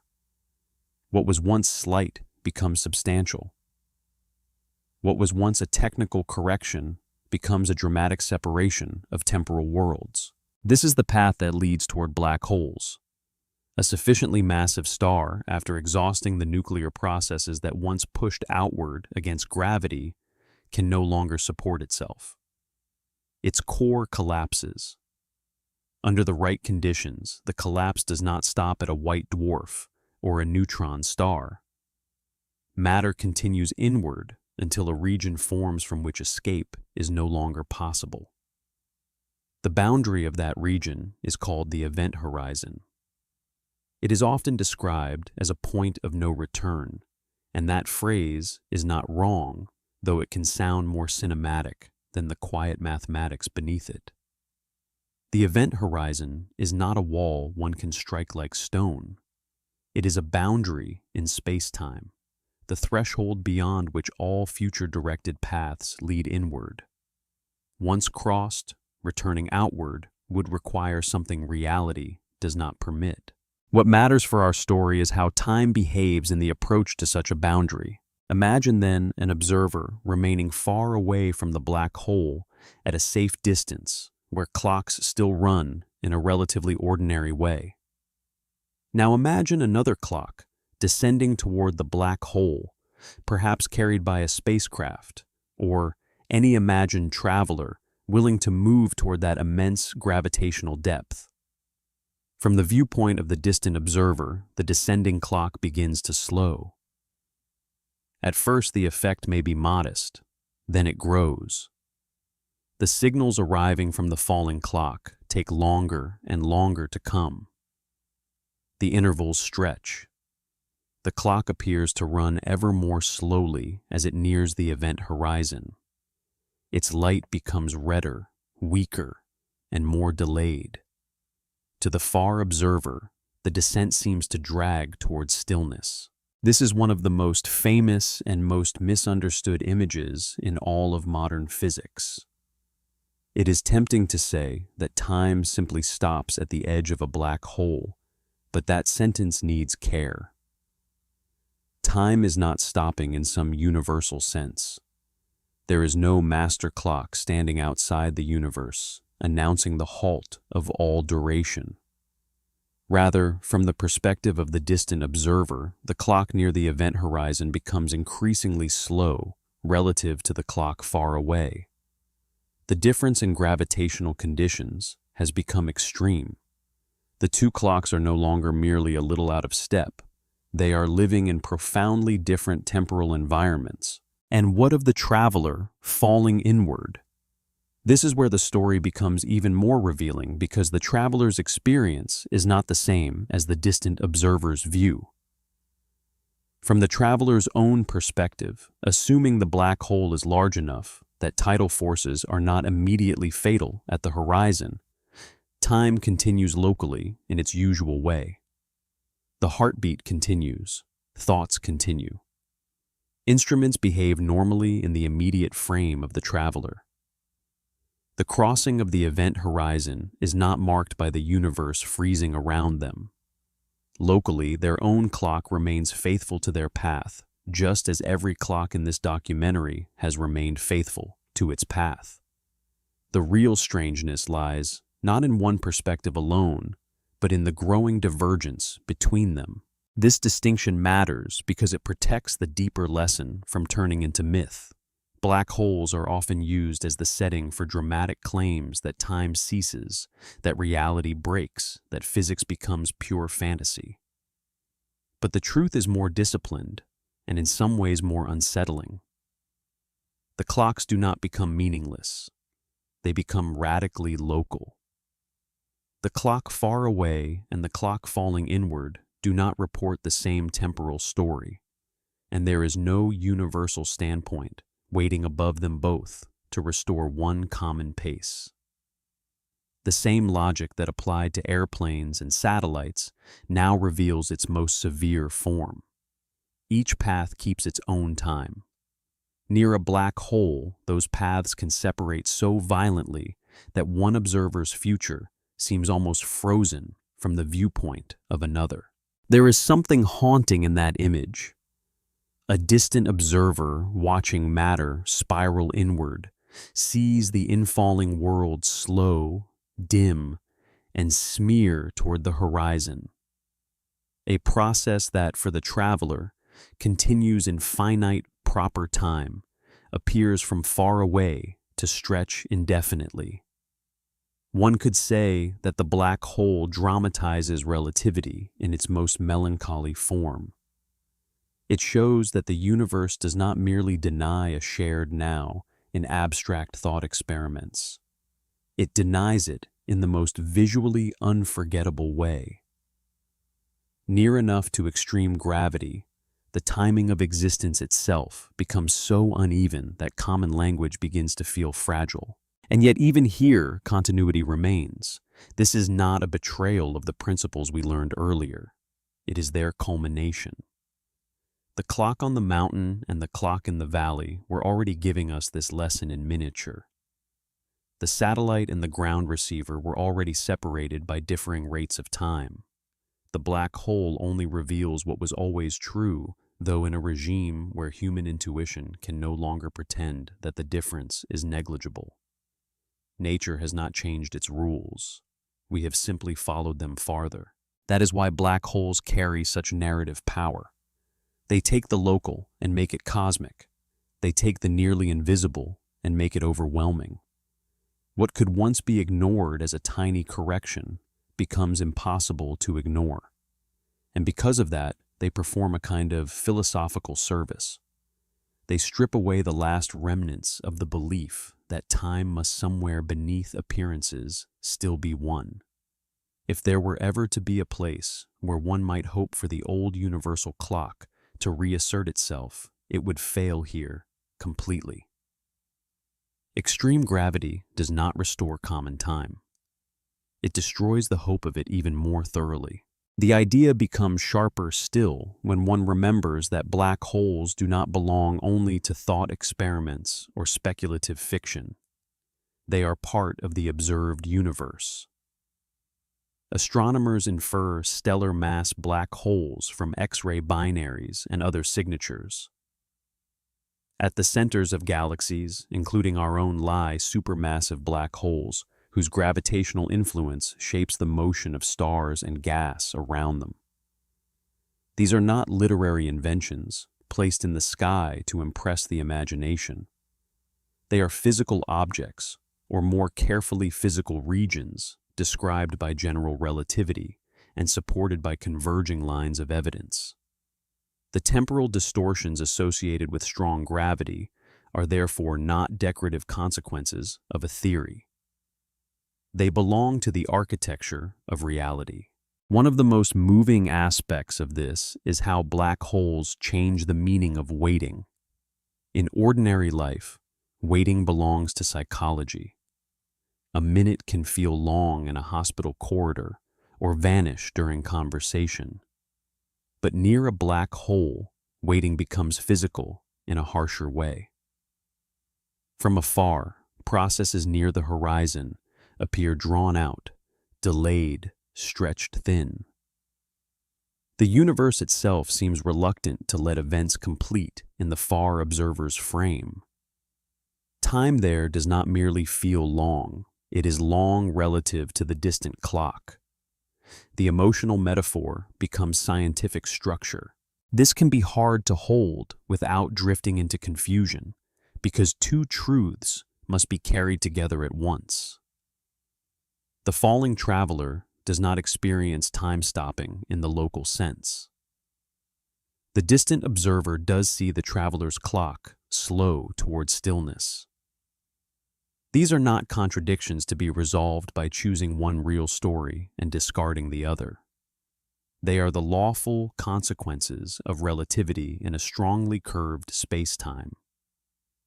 That, in a way, is the deepest lesson black holes offer to this documentary. They teach us that the desire for one final global temporal account is not always something physics is willing to satisfy. Reality permits multiple local truths related by structure, not subordinated to one universal pace. If the old intuition were still alive at this stage, it might attempt one final rescue by saying that these effects only matter near impossibly distant and violent objects, that black holes are too rare, too extreme, too remote to tell us anything fundamental about ordinary reality. But that would miss the point. The black hole is not important because it is typical. It is important because it reveals the underlying rule with unmatched clarity.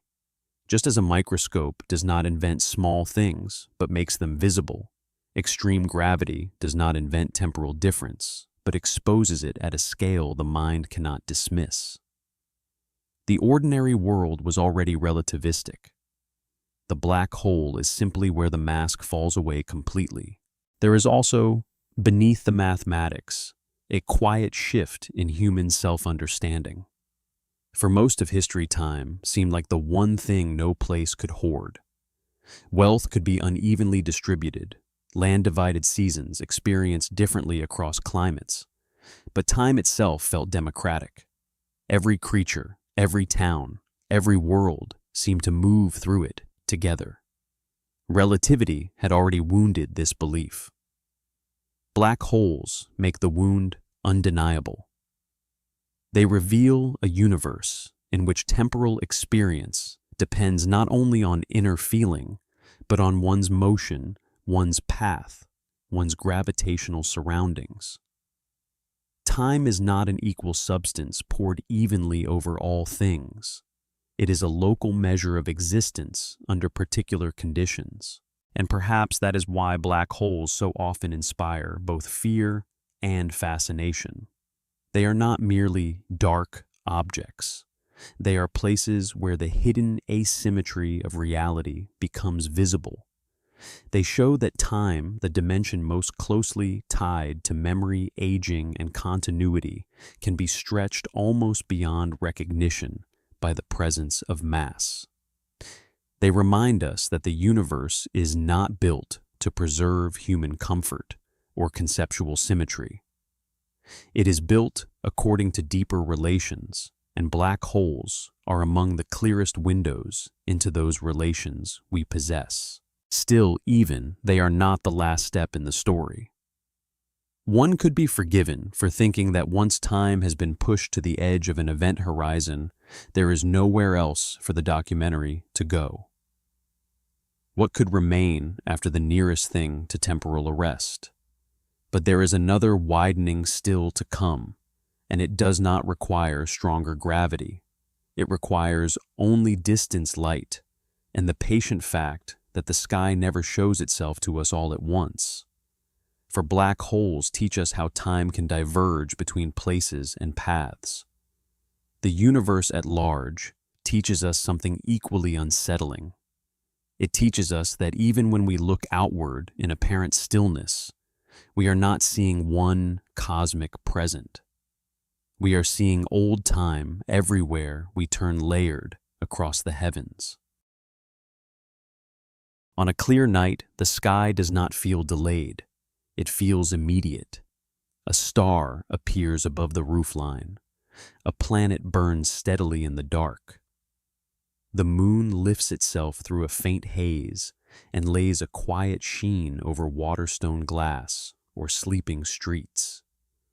Nothing in that first impression suggests that the heavens are withholding the present from us. The night seems available all at once, spread overhead like a vast visible now. It invites contemplation, precisely because it appears so still.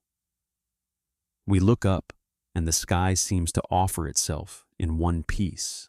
But this, too, is one of time's gentle deceptions. The deeper one follows the story of clocks and relativity, the harder it becomes to maintain the old image of the universe as a single, synchronized scene. And nowhere does that loss of synchronicity become more beautiful than in astronomy. The sky is not a window onto one shared moment. It is a layered arrival of signals, each one traveling across its own distance, each one reaching us from a different age. Light does not leap across the universe instantaneously. It moves at a finite speed, immense by human standards, and yet still finite. Because of that, to see far away is to see long ago. The night sky is not filled with remote objects, as they are at this moment in some simple universal sense. It is filled with old time arriving in fragments. That truth begins very close to home. Sunlight takes a little more than 8 minutes to reach Earth. The light reflecting from the moon takes about 1.25 seconds to arrive. When we see the sun, we are not seeing it as it is now in any direct and absolute way. We are seeing it as it was several minutes ago. When we look at the moon, we see a body slightly displaced in time from the moment of our gaze. For nearby things, these delays are small enough that ordinary life can ignore them. No one waits through a sunrise feeling the 8-minute age of the light. No one stands under moonlight thinking of the second that lies between the lunar surface and the eye. But the principle is already there, calm and exact. Vision is never a perfect grasp of the present. It is the reception of light that has taken time to travel. At earthly scales, the delay is so slight that it passes beneath notice. But the sky does not remain close. Beyond the moon and sun, the distances widen rapidly, and with them, the age of what we see. The nearest star system beyond our own lies more than 4 light-years away. Many of the bright stars that have guided travelers, farmers, sailors, poets, and insomniacs across history are tens, hundreds, or thousands of light-years distant. To look at them is to look into years already gone, or centuries already gone, depending on the star. The familiar constellations that seem to hang above us in a timeless arrangement are in truth mosaics assembled from messages that left at different moments and traveled across different depths of space. Even the apparently simple act of stargazing is an encounter with temporal difference. One begins to understand then why astronomy never truly describes the universe as it exists all at once. The phrase sounds natural in ordinary speech, but nature is not obliged to support it. What telescopes gather is not the present of the cosmos in one unified tense. They gather emissions from different distances, and distance is inseparable from delay. Every observed object comes to us with a time attached. A nearby planet is only slightly out of date. A bright star may be shown as it was before a human child was born. A distant galaxy may appear as it existed millions or billions of years before the formation of human civilization, before Earth took its present shape, before even our species had emerged. The sky is not merely spread across space. It is stratified across time. This does not make astronomy less real. It makes it more honest. The telescope is often described as a machine for seeing farther. And that is true, but it is equally a machine for seeing earlier. To increase our reach into space is to increase our reach into the past. That is why the deepest observations in modern astronomy carry such a peculiar mixture of grandeur and melancholy. They do not only reveal distant structures, they reveal vanished moments still on their way to us. We are surrounded by light that began its journey long before the lives that now receive it. The heavens are full of departures whose arrivals are only now becoming visible. There is something quietly profound in this because it rearranges the meaning of observation itself. In ordinary life, one can still imagine that looking is a way of sharing a moment with what is seen. If you turn toward a face across a room, the delay is negligible. If you watch rain strike a window, the event and its appearance to you seem practically identical. Human experience is built on these near instantaneous exchanges. But the universe at large breaks that intimacy. A distant galaxy does not present itself to us in real time. It presents an older state of itself, sometimes unimaginably older. Observation becomes archaeology conducted by light. That phrase is not just poetic. It captures a real scientific habit of mind. Astronomers do not look into space expecting a single temporal surface. They understand that the cosmos must be read through signal travel. When the Hubble Space Telescope stared into tiny, dark-looking patches of sky and revealed them to be crowded with galaxies, it was not only showing that the universe was full, it was showing that darkness itself can be layered with old epochs made visible by patient light. Later instruments, including the James Webb Space Telescope, pushed this temporal reach further, seeking galaxies whose light began its journey in the early history of the universe. The farther the telescope reaches, the younger the cosmos it reveals. Distance becomes a method of entering deeper time. This is one of the strangest reversals in all of science. In ordinary life, distance feels like separation from the present. A faraway city is somewhere else right now.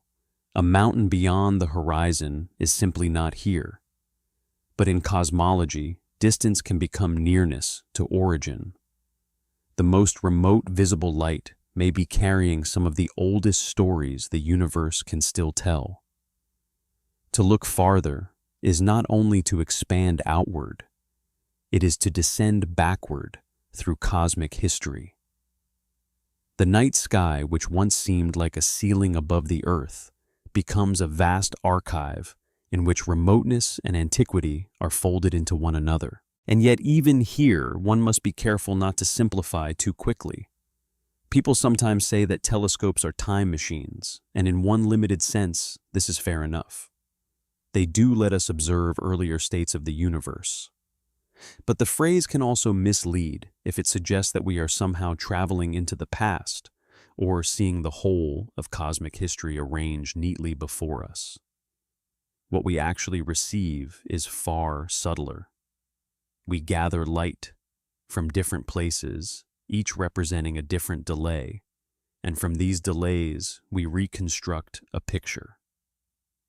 That picture is extraordinarily powerful, but it is not the view from outside time. It is a patchwork assembled from staggered arrivals. The observable universe comes to us not as one instantaneous revelation, but as a temporal collage. This means that even the simple word now becomes hard to use on cosmic scales without caution. What is happening in the Andromeda Galaxy now? The phrase feels straightforward, but the answer is not observationally available in the direct way common sense would like. What we observe from Andromeda is light that has traveled for roughly 2.5 million years. The Andromeda we see is ancient relative to the present moment on Earth. Its actual current state, whatever that phrase means across such distance, is hidden behind a delay we cannot abolish. The same is true all across the cosmos. We speak of galaxies, quasars, nebulae clusters, and distant stars in the present tense because language prefers simplicity. But the universe does not arrange itself to suit grammar. This is where the theme of the documentary deepens once again. Earlier sections showed that there is no universal clock keeping all observers in perfect step. Now the sky adds another layer to the loss. Even if clocks could somehow be reconciled more thoroughly than relativity allows, the visible universe would still refuse to present one shared moment to us. The finite speed of light ensures that astronomy is always belated. The sky arrives late by its very nature. We do not suffer this delay because our instruments are weak. We suffer it because light itself takes time. The result is not chaos, but a different kind of order. The universe becomes readable through chronology rather than immediacy. Nearby objects tell one kind of story. Distant objects tell another. The greater the distance, the further back in time the signal may have begun. This is why cosmology is able to speak with remarkable confidence about earlier eras of the universe. It does not do so by guessing wildly. It does so because light preserves a record of departure. The cosmos is full of witnesses traveling toward us at finite speed. Each photon is a messenger that cannot outrun the time bound into its journey. There is a calm melancholy in this if one lingers over it. Many of the things we love about the sky are already gone by the time we receive them, or at least no longer exactly as shown. A star whose light reaches us tonight may have changed, dimmed, expanded, or even died in the years since that light began its travel. A distant supernova may be seen not as a present explosion, but as the arrival of an ancient catastrophe. A galaxy observed in deep time may now be transformed beyond recognition. Its stars rearranged, its gas depleted its structure, altered by mergers and age. The night sky is full of presences, but many of those presences come to us in the form of delay. We live among apparitions that are perfectly physical and yet no longer current. Still, the word apparition should not seduce us too far toward unreality. The past light is not false. It is not an illusion in the ordinary sense. It is simply evidence received late. In fact, one could argue that delayed evidence is the only kind astronomy has ever had. The sky has always been old.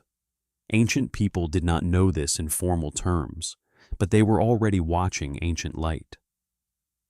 Every civilization that traced myths into constellations, charted planets, marked seasons by stars, or navigated at sea by the heavens, was unwittingly arranging human life according to signals from different times. The modern revolution was not that the sky became delayed. It was that we finally understood the delay to be fundamental. Once understood, this delay changes the emotional posture of looking upward. The heavens no longer appear merely decorative or eternal. They become historical. A star is not only a bright point, it is a record in transit. A galaxy is not only an object, it is a dated arrival. The darkness between visible structures is not empty in any simple sense either, because the farther we look, the more the darkness itself may yield older and subtler traces. Observation becomes a kind of listening across immense distances, waiting for the universe to finish sentences it began long before we were here to hear them. This is why the phrase, "the sky is full of old time," is not a metaphorical flourish, but a literal description. Every region of the heavens contains a mixture of ages. The moon belongs to a delay of seconds. The sun belongs to a delay of minutes. Nearby stars belong to years. Distant stars and nebulae belong to longer spans. Galaxies widen the scale enormously. The deep universe carries us toward remote epochs where the structure of the cosmos itself was younger. The night, which once looked like a single spread of simultaneous lights, becomes a layered composition of different temporal depths. When we stand beneath it, we are not beneath one moment of the universe. We are beneath many. And yet, as with all the discoveries in this film, the loss of simplicity opens toward a more spacious wonder. If the sky does not give us one cosmic present, it gives us something else instead. It gives us access to history, woven directly into visibility. We do not need to imagine the universe's past as wholly sealed away. Light keeps bringing parts of it toward us. The cosmos is not transparent, but neither is it silent. It sends us its earlier states continuously, though never all at once, and never without delay. The very impossibility of seeing everything in one present is what makes the observable universe rich with time. By now, then, the common picture has almost fully dissolved. The present is not universal. The rate of time is not universal. Gravity weights duration differently from place to place. Human civilization maintains operational unity only by constant correction.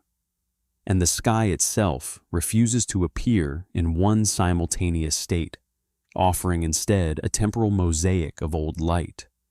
We are no longer living inside the old dream of a shared cosmic clock. We are living inside a universe of local times, delayed signals, and layered histories. The final step is not to multiply the strangeness further, but to gather it.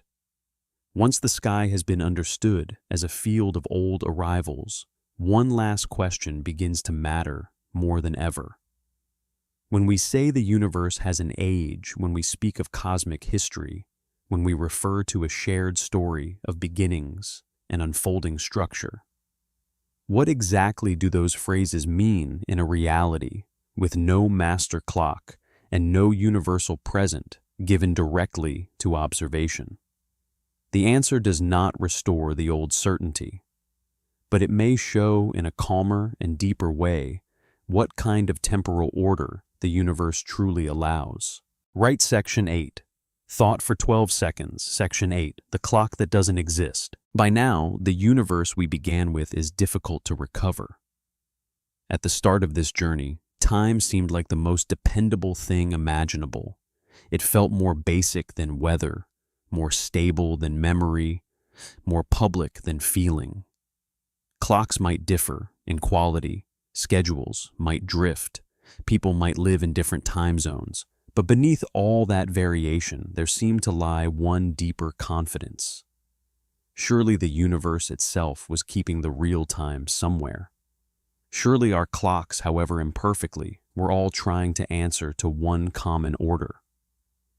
That assumption was not foolish. It was almost inevitable. Human life is built to experience time as continuity, and civilization is built to treat that continuity as shareable. But the closer science looked, the less evidence it found for the thing common sense had always expected. It found clocks. It found motion. It found gravity. It found signal delay, local duration coordinate systems, and reference frames. What it did not find was a single master clock humming behind the world and distributing one universal present to everything equally. That absence can feel at first like a kind of loss. People do not merely want to measure time.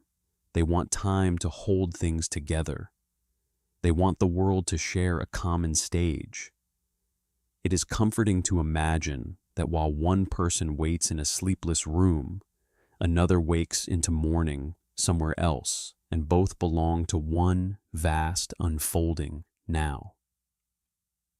It is comforting to think that history moved through one common river, that the stars above us shine within one universal tense, that all events take their place inside a single sequence laid out for the cosmos as a whole.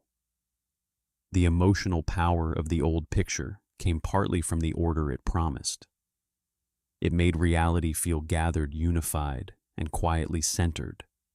Relativity, modern timekeeping, and astronomy did not destroy order. But they did reveal that order to be stranger, less centralized, and more local than human instinct had imagined. This is why the title of this documentary matters so much. The clock that does not exist is not an ordinary device we simply failed to locate. It is the imagined clock behind all clocks the final timekeeper people assume must somewhere be making the universe one. Science has learned to live very well without it. In fact, much of modern physics becomes clearer once we stop looking for it. A clock measures the time along its own path. A signal arrives after traveling for a finite duration. A reference system is built for practical comparison. A standard is maintained because nature does not hand it to us in finished form. All of this works. All of this is real. What disappears is only the old hope that reality must, underneath everything, still be obeying one shared universal pace. And yet the disappearance is not total. Something remains, and it is important to say what that something is, because otherwise the story can sound more destructive than it really is. Time is not unreal. Duration is not an illusion. Clocks are not arbitrary. Local temporal experience matters profoundly. In relativity, perhaps, more than in any earlier picture, the time measured along a physical path becomes something deeply concrete. It is not a trick of language. It is what a clock actually lives through. In a sense, time becomes more physical once it stops pretending to be universally shared in the old simple way. It clings more closely to bodies, to paths, to gravitational conditions, to the actual structure of the world. The cost of that intimacy is that no single local measure can claim to be the pace of everything. This is where the distinction between local time and larger reference time becomes so important, though the words themselves can sound colder than the reality they describe. A person standing on Earth, a satellite in orbit, and a spacecraft headed toward another world can each carry their own valid clock. None of those clocks is false. None needs a metaphysical master above them to justify its reading. But the moment those clocks must be compared, coordinated, or used together for science and navigation, something else is required. One must choose conventions. One must build a framework. One must decide how to establish a useful coordinate time for a system of bodies and signals. These constructed reference times are not lies. They are disciplined tools. They allow the local truths of many clocks to be related without pretending that nature herself has supplied one cosmic clock to rule them all. There is something deeply revealing in that. It means the universe is lawful without being globally synchronized in the way common sense expected. That may seem like a subtle distinction, but it changes the emotional meaning of reality. We often assume that order requires one privileged point of view, one final standard, one central rhythm that all else answers to. Modern physics suggests otherwise. Order can emerge through relationships. It can exist through transformations between frames, through precise rules linking observers, through structures that remain valid, even when no observer receives the whole universe in one common temporal form. The law is real.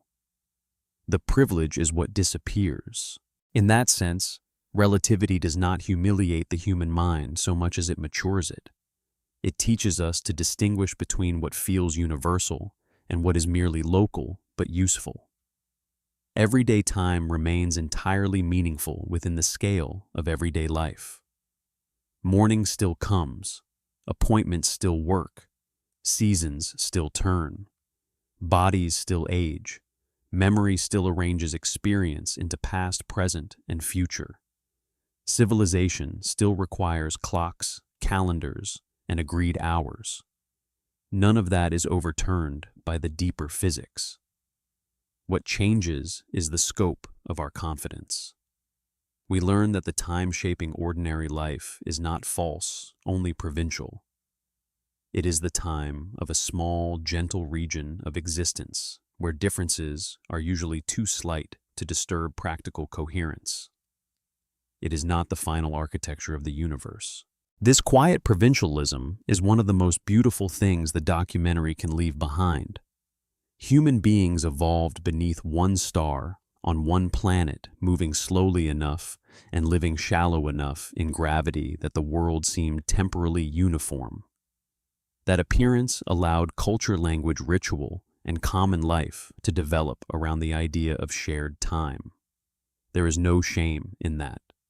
It was a truthful adaptation to a narrow range of conditions. The deeper truth only emerged when instruments became more exact, when science widened its field of attention, and when technology began operating across distances and speeds severe enough to reveal the hidden structure underneath. We did not discover that our ancestors were foolish. We discovered that our corner of reality had been unusually forgiving. Still, once the forgiving corner is left behind, harder questions begin to gather. If there is no universal, now no natural master clock, and no direct observational access to a single simultaneous cosmos, then what exactly do we mean when we speak of the age of the universe? What are we doing when we tell a cosmic story at all? The answer is not that such language becomes meaningless. It becomes more carefully defined. Cosmology does not proceed by pretending that every part of the universe shares one directly observed present. Instead, it builds models, uses symmetries, chooses coordinate descriptions, and defines cosmic time in ways that are useful under particular large-scale assumptions about the structure of the universe. In other words, even our grandest statements about cosmic history rely on frameworks chosen because they make sense of observations, not because a universal wall clock has been found hanging in the dark. The age of the universe is not the reading of a metaphysical clock we finally uncovered. It is a scientifically grounded quantity within a theoretical description of cosmic evolution. That is not a weakness. It is a sign of intellectual honesty. It tells us that even our largest stories are disciplined constructions tied to evidence and model, not simple glances at reality from nowhere. This is one place where philosophy inevitably enters, though it need not dominate the film. Physics gives us strong, clear results. It tells us that simultaneity is frame-dependent, that motion and gravity affect clock rates, that local duration is real, that signals arrive with delay, that no ordinary observation reveals a universal present.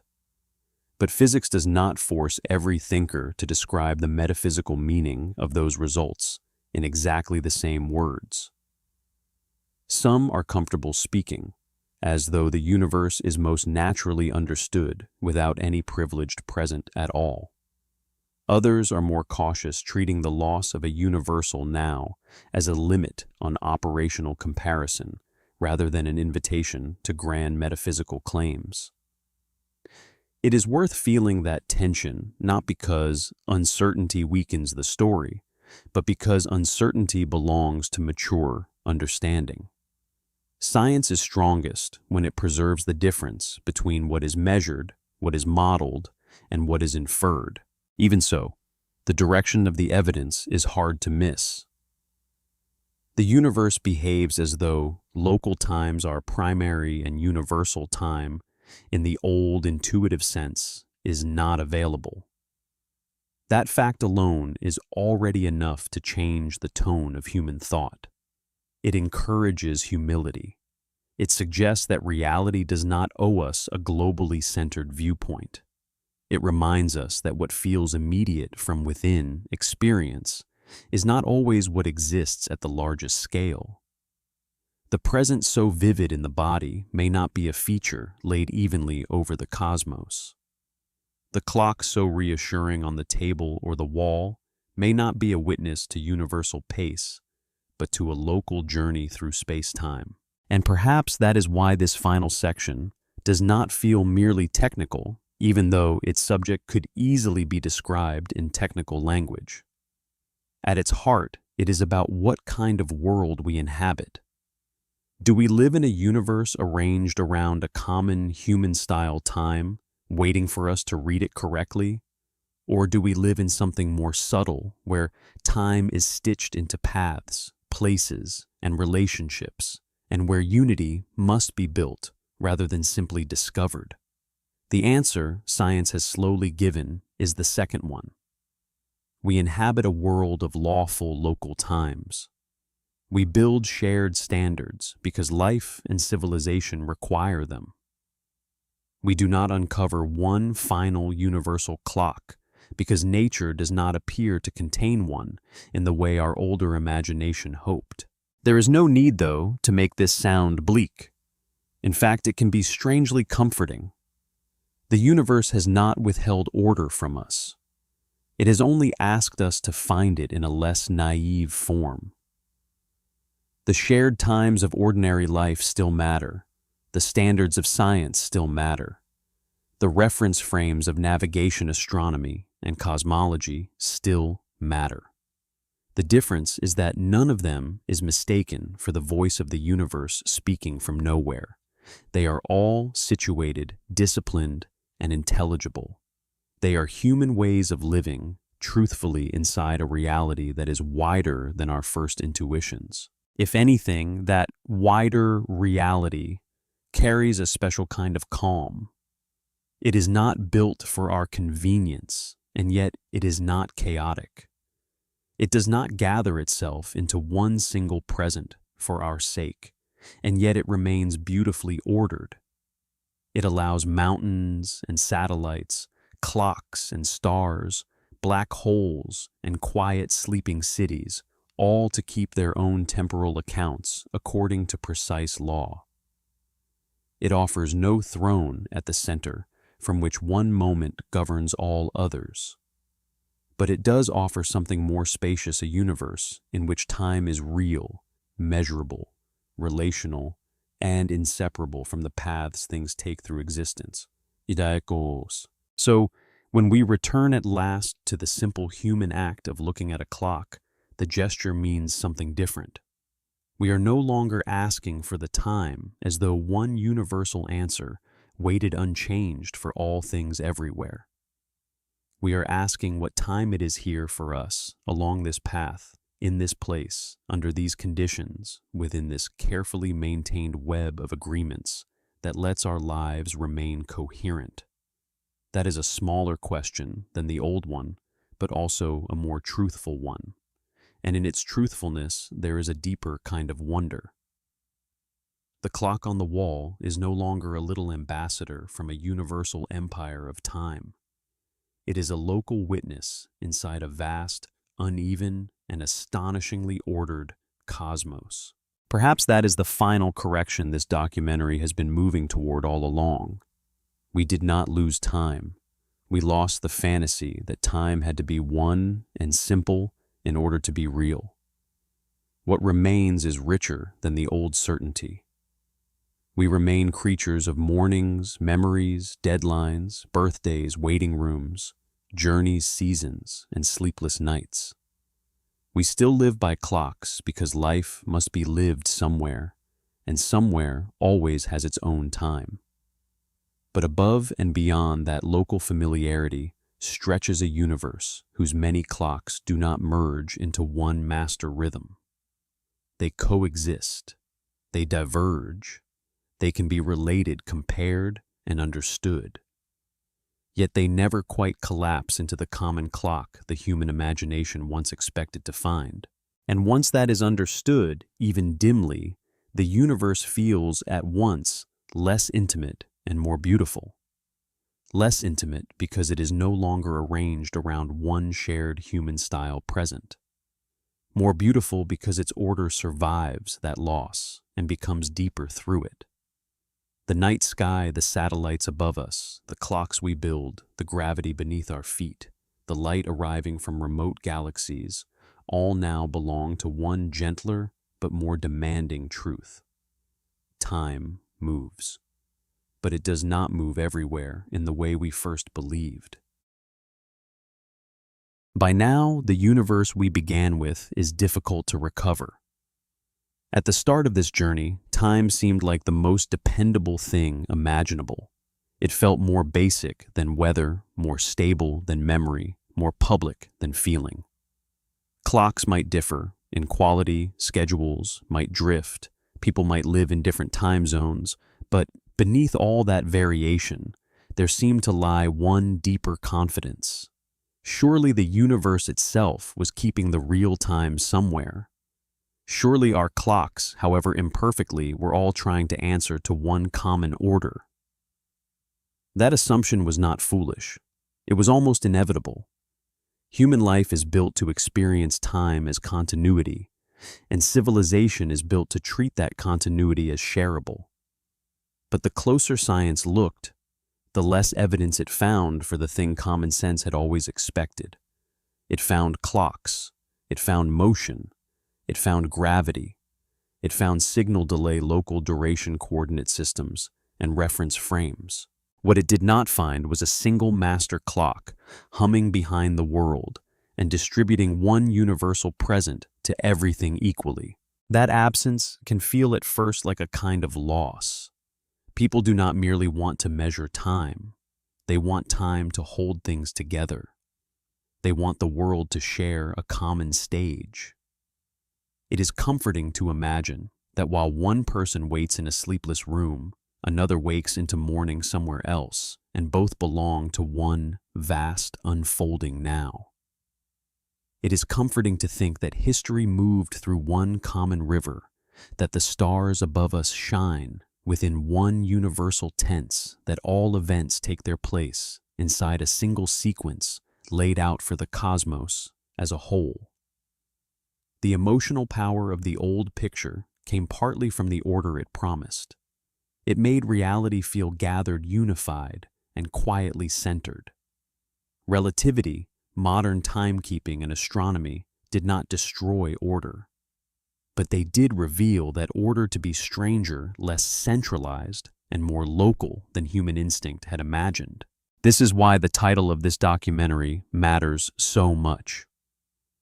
The clock that does not exist is not an ordinary device we simply failed to locate. It is the imagined clock behind all clocks the final timekeeper people assume must somewhere be making the universe one. Science has learned to live very well without it. In fact, much of modern physics becomes clearer once we stop looking for it. A clock measures the time along its own path. A signal arrives after traveling for a finite duration. A reference system is built for practical comparison. A standard is maintained because nature does not hand it to us in finished form. All of this works. All of this is real. What disappears is only the old hope that reality must, underneath everything, still be obeying one shared universal pace. And yet the disappearance is not total. Something remains, and it is important to say what that something is, because otherwise the story can sound more destructive than it really is. Time is not unreal. Duration is not an illusion. Clocks are not arbitrary. Local temporal experience matters profoundly. In relativity, perhaps more than in any earlier picture, the time measured along a physical path becomes something deeply concrete. It is not a trick of language. It is what a clock actually lives through. In a sense, time becomes more physical once it stops pretending to be universally shared in the old simple way. It clings more closely to bodies, to paths, to gravitational conditions, to the actual structure of the world. The cost of that intimacy is that no single local measure can claim to be the pace of everything. This is where the distinction between local time and larger reference time becomes so important, though the words themselves can sound colder than the reality they describe.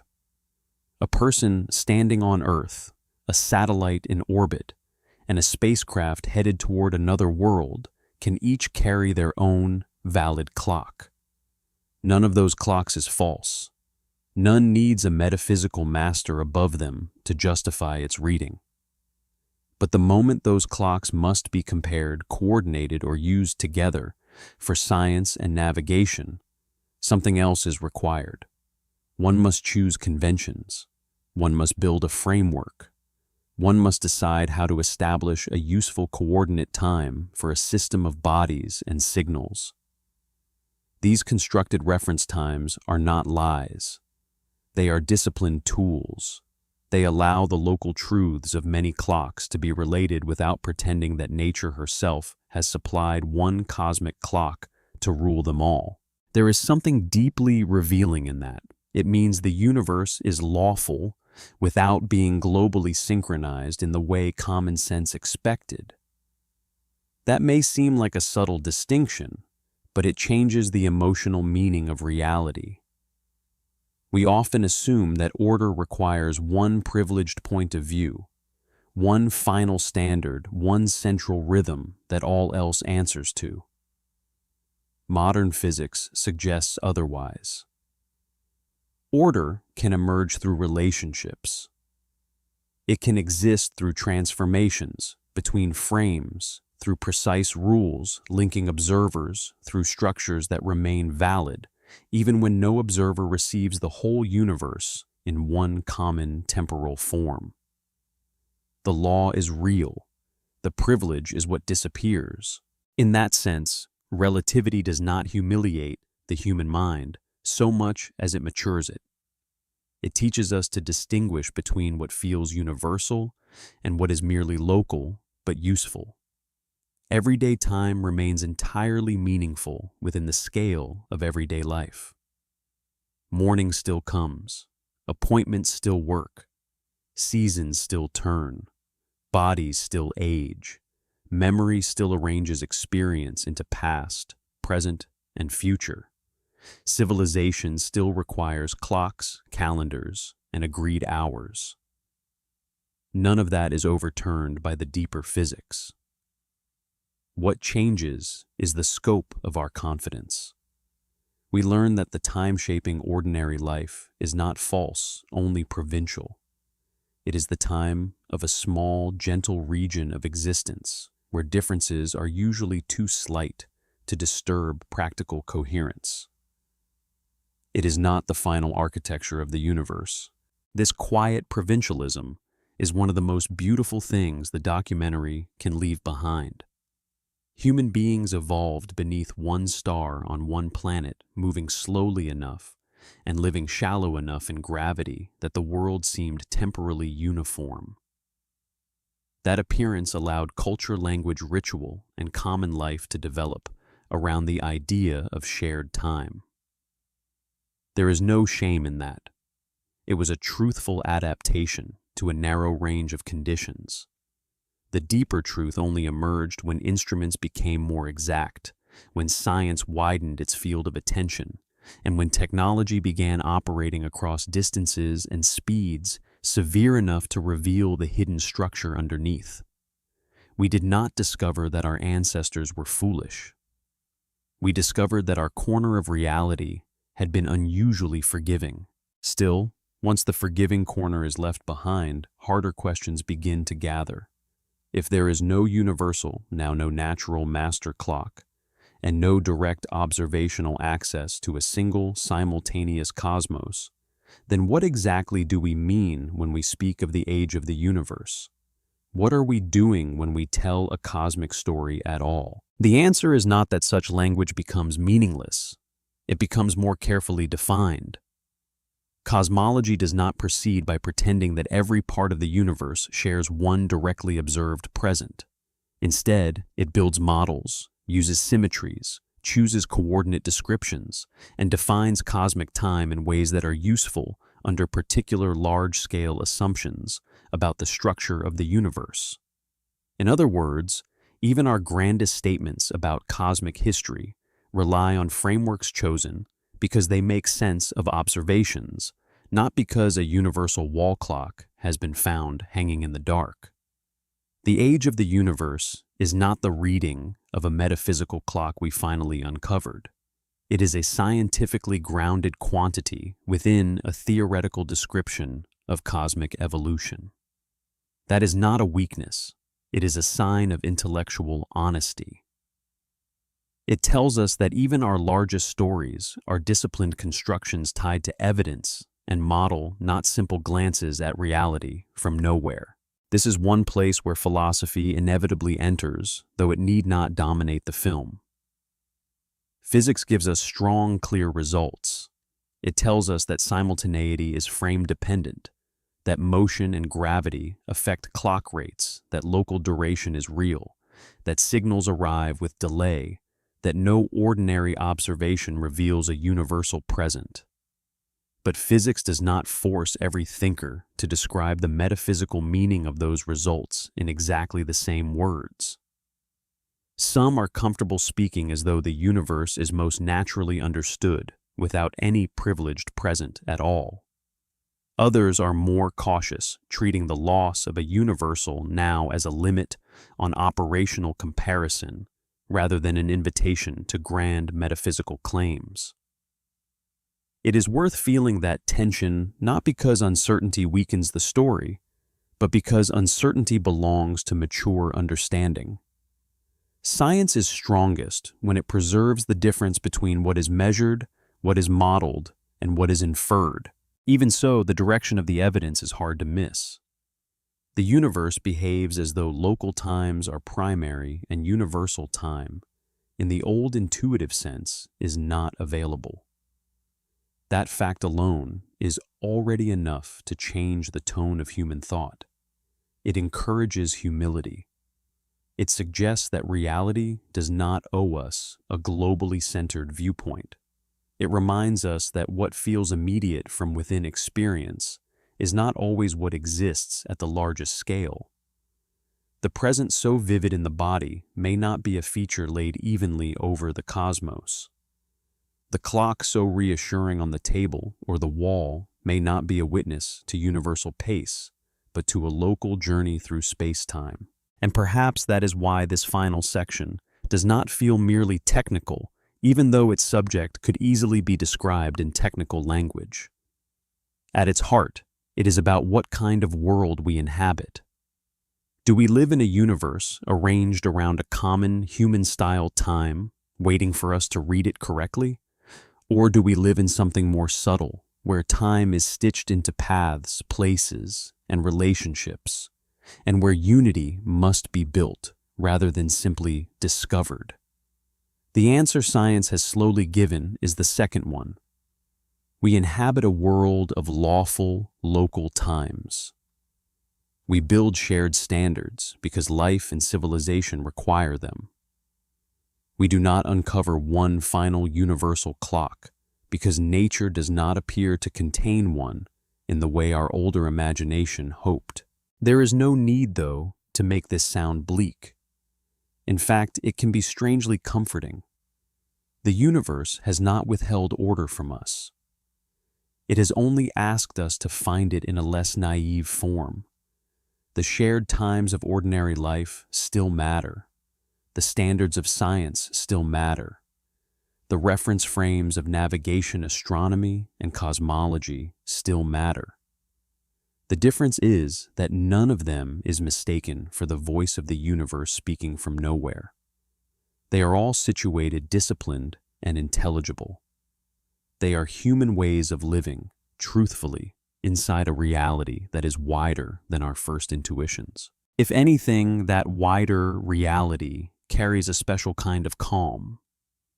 It is not built for our convenience, and yet it is not chaotic.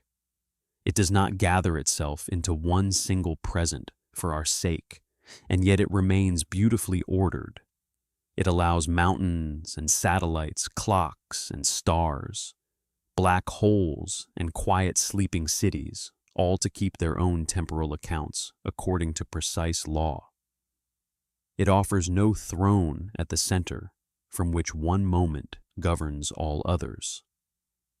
But it does offer something more spacious, a universe in which time is real, measurable, relational, and inseparable from the paths things take through existence. So when we return at last to the simple human act of looking at a clock, the gesture means something different. We are no longer asking for the time as though one universal answer waited unchanged for all things everywhere. We are asking what time it is here for us, along this path, in this place, under these conditions, within this carefully maintained web of agreements that lets our lives remain coherent. That is a smaller question than the old one, but also a more truthful one. And in its truthfulness, there is a deeper kind of wonder. The clock on the wall is no longer a little ambassador from a universal empire of time. It is a local witness inside a vast, uneven, and astonishingly ordered cosmos. Perhaps that is the final correction this documentary has been moving toward all along. We did not lose time.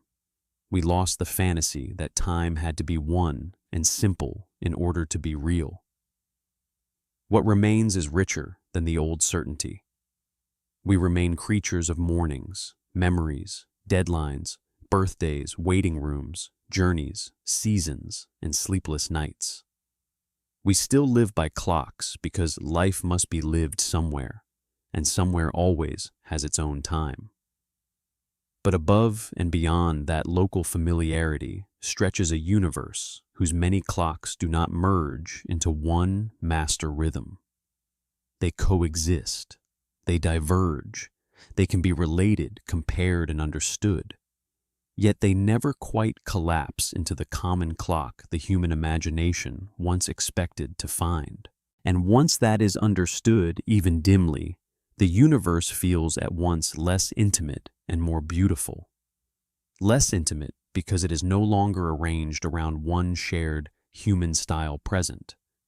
More beautiful because its order survives that loss and becomes deeper through it. The night sky, the satellites above us, the clocks we build, the gravity beneath our feet, the light arriving from remote galaxies, all now belong to one gentler but more demanding truth. Time moves, but it does not move everywhere in the way we first believed. By the end of this journey, the old picture has become difficult to recover. The comforting idea that time moves the same way everywhere for everyone under all conditions has slowly given way to something more delicate and more strange. Time did not disappear. It did not become unreal. In some ways, it became more real than before. It became physical. It could be stretched by motion, weighted by gravity, divided by perspective, and revealed in the delayed light of the distant universe. What we lost was not time itself, but the simple human assumption that it arrives everywhere in one common flow. And yet there is something quietly beautiful in that loss. The universe has not betrayed us. It has only reminded us that our instincts were shaped in a small and gentle corner of reality on a planet where differences in time are usually too slight to notice. We were never wrong to live by clocks, by mornings, by seasons, by the steady rhythm of ordinary days. Those patterns are real within the scale of our lives. They are simply not the whole story. Beyond that familiar rhythm lies a cosmos in which every path keeps its own time. Every observer carries a local measure of duration, and the sky itself arrives not in the present tense, but as a layered archive of vanished moments still reaching us across the dark. Perhaps that is one of the deepest gifts of science. It does not only give us answers, sometimes it teaches us how small our first certainties were and how much larger reality can be when those certainties fall away. So as the night grows quieter and your own familiar sense of passing time settles gently around you once more, it may be worth remembering that even this calm moment belongs to a universe stranger than it feels. Not chaotic, not senseless, but wider, subtler, and less centered on us than we once imagined. And perhaps that is reason enough to look up with a little more wonder and to let the silence of the cosmos keep its many different clocks.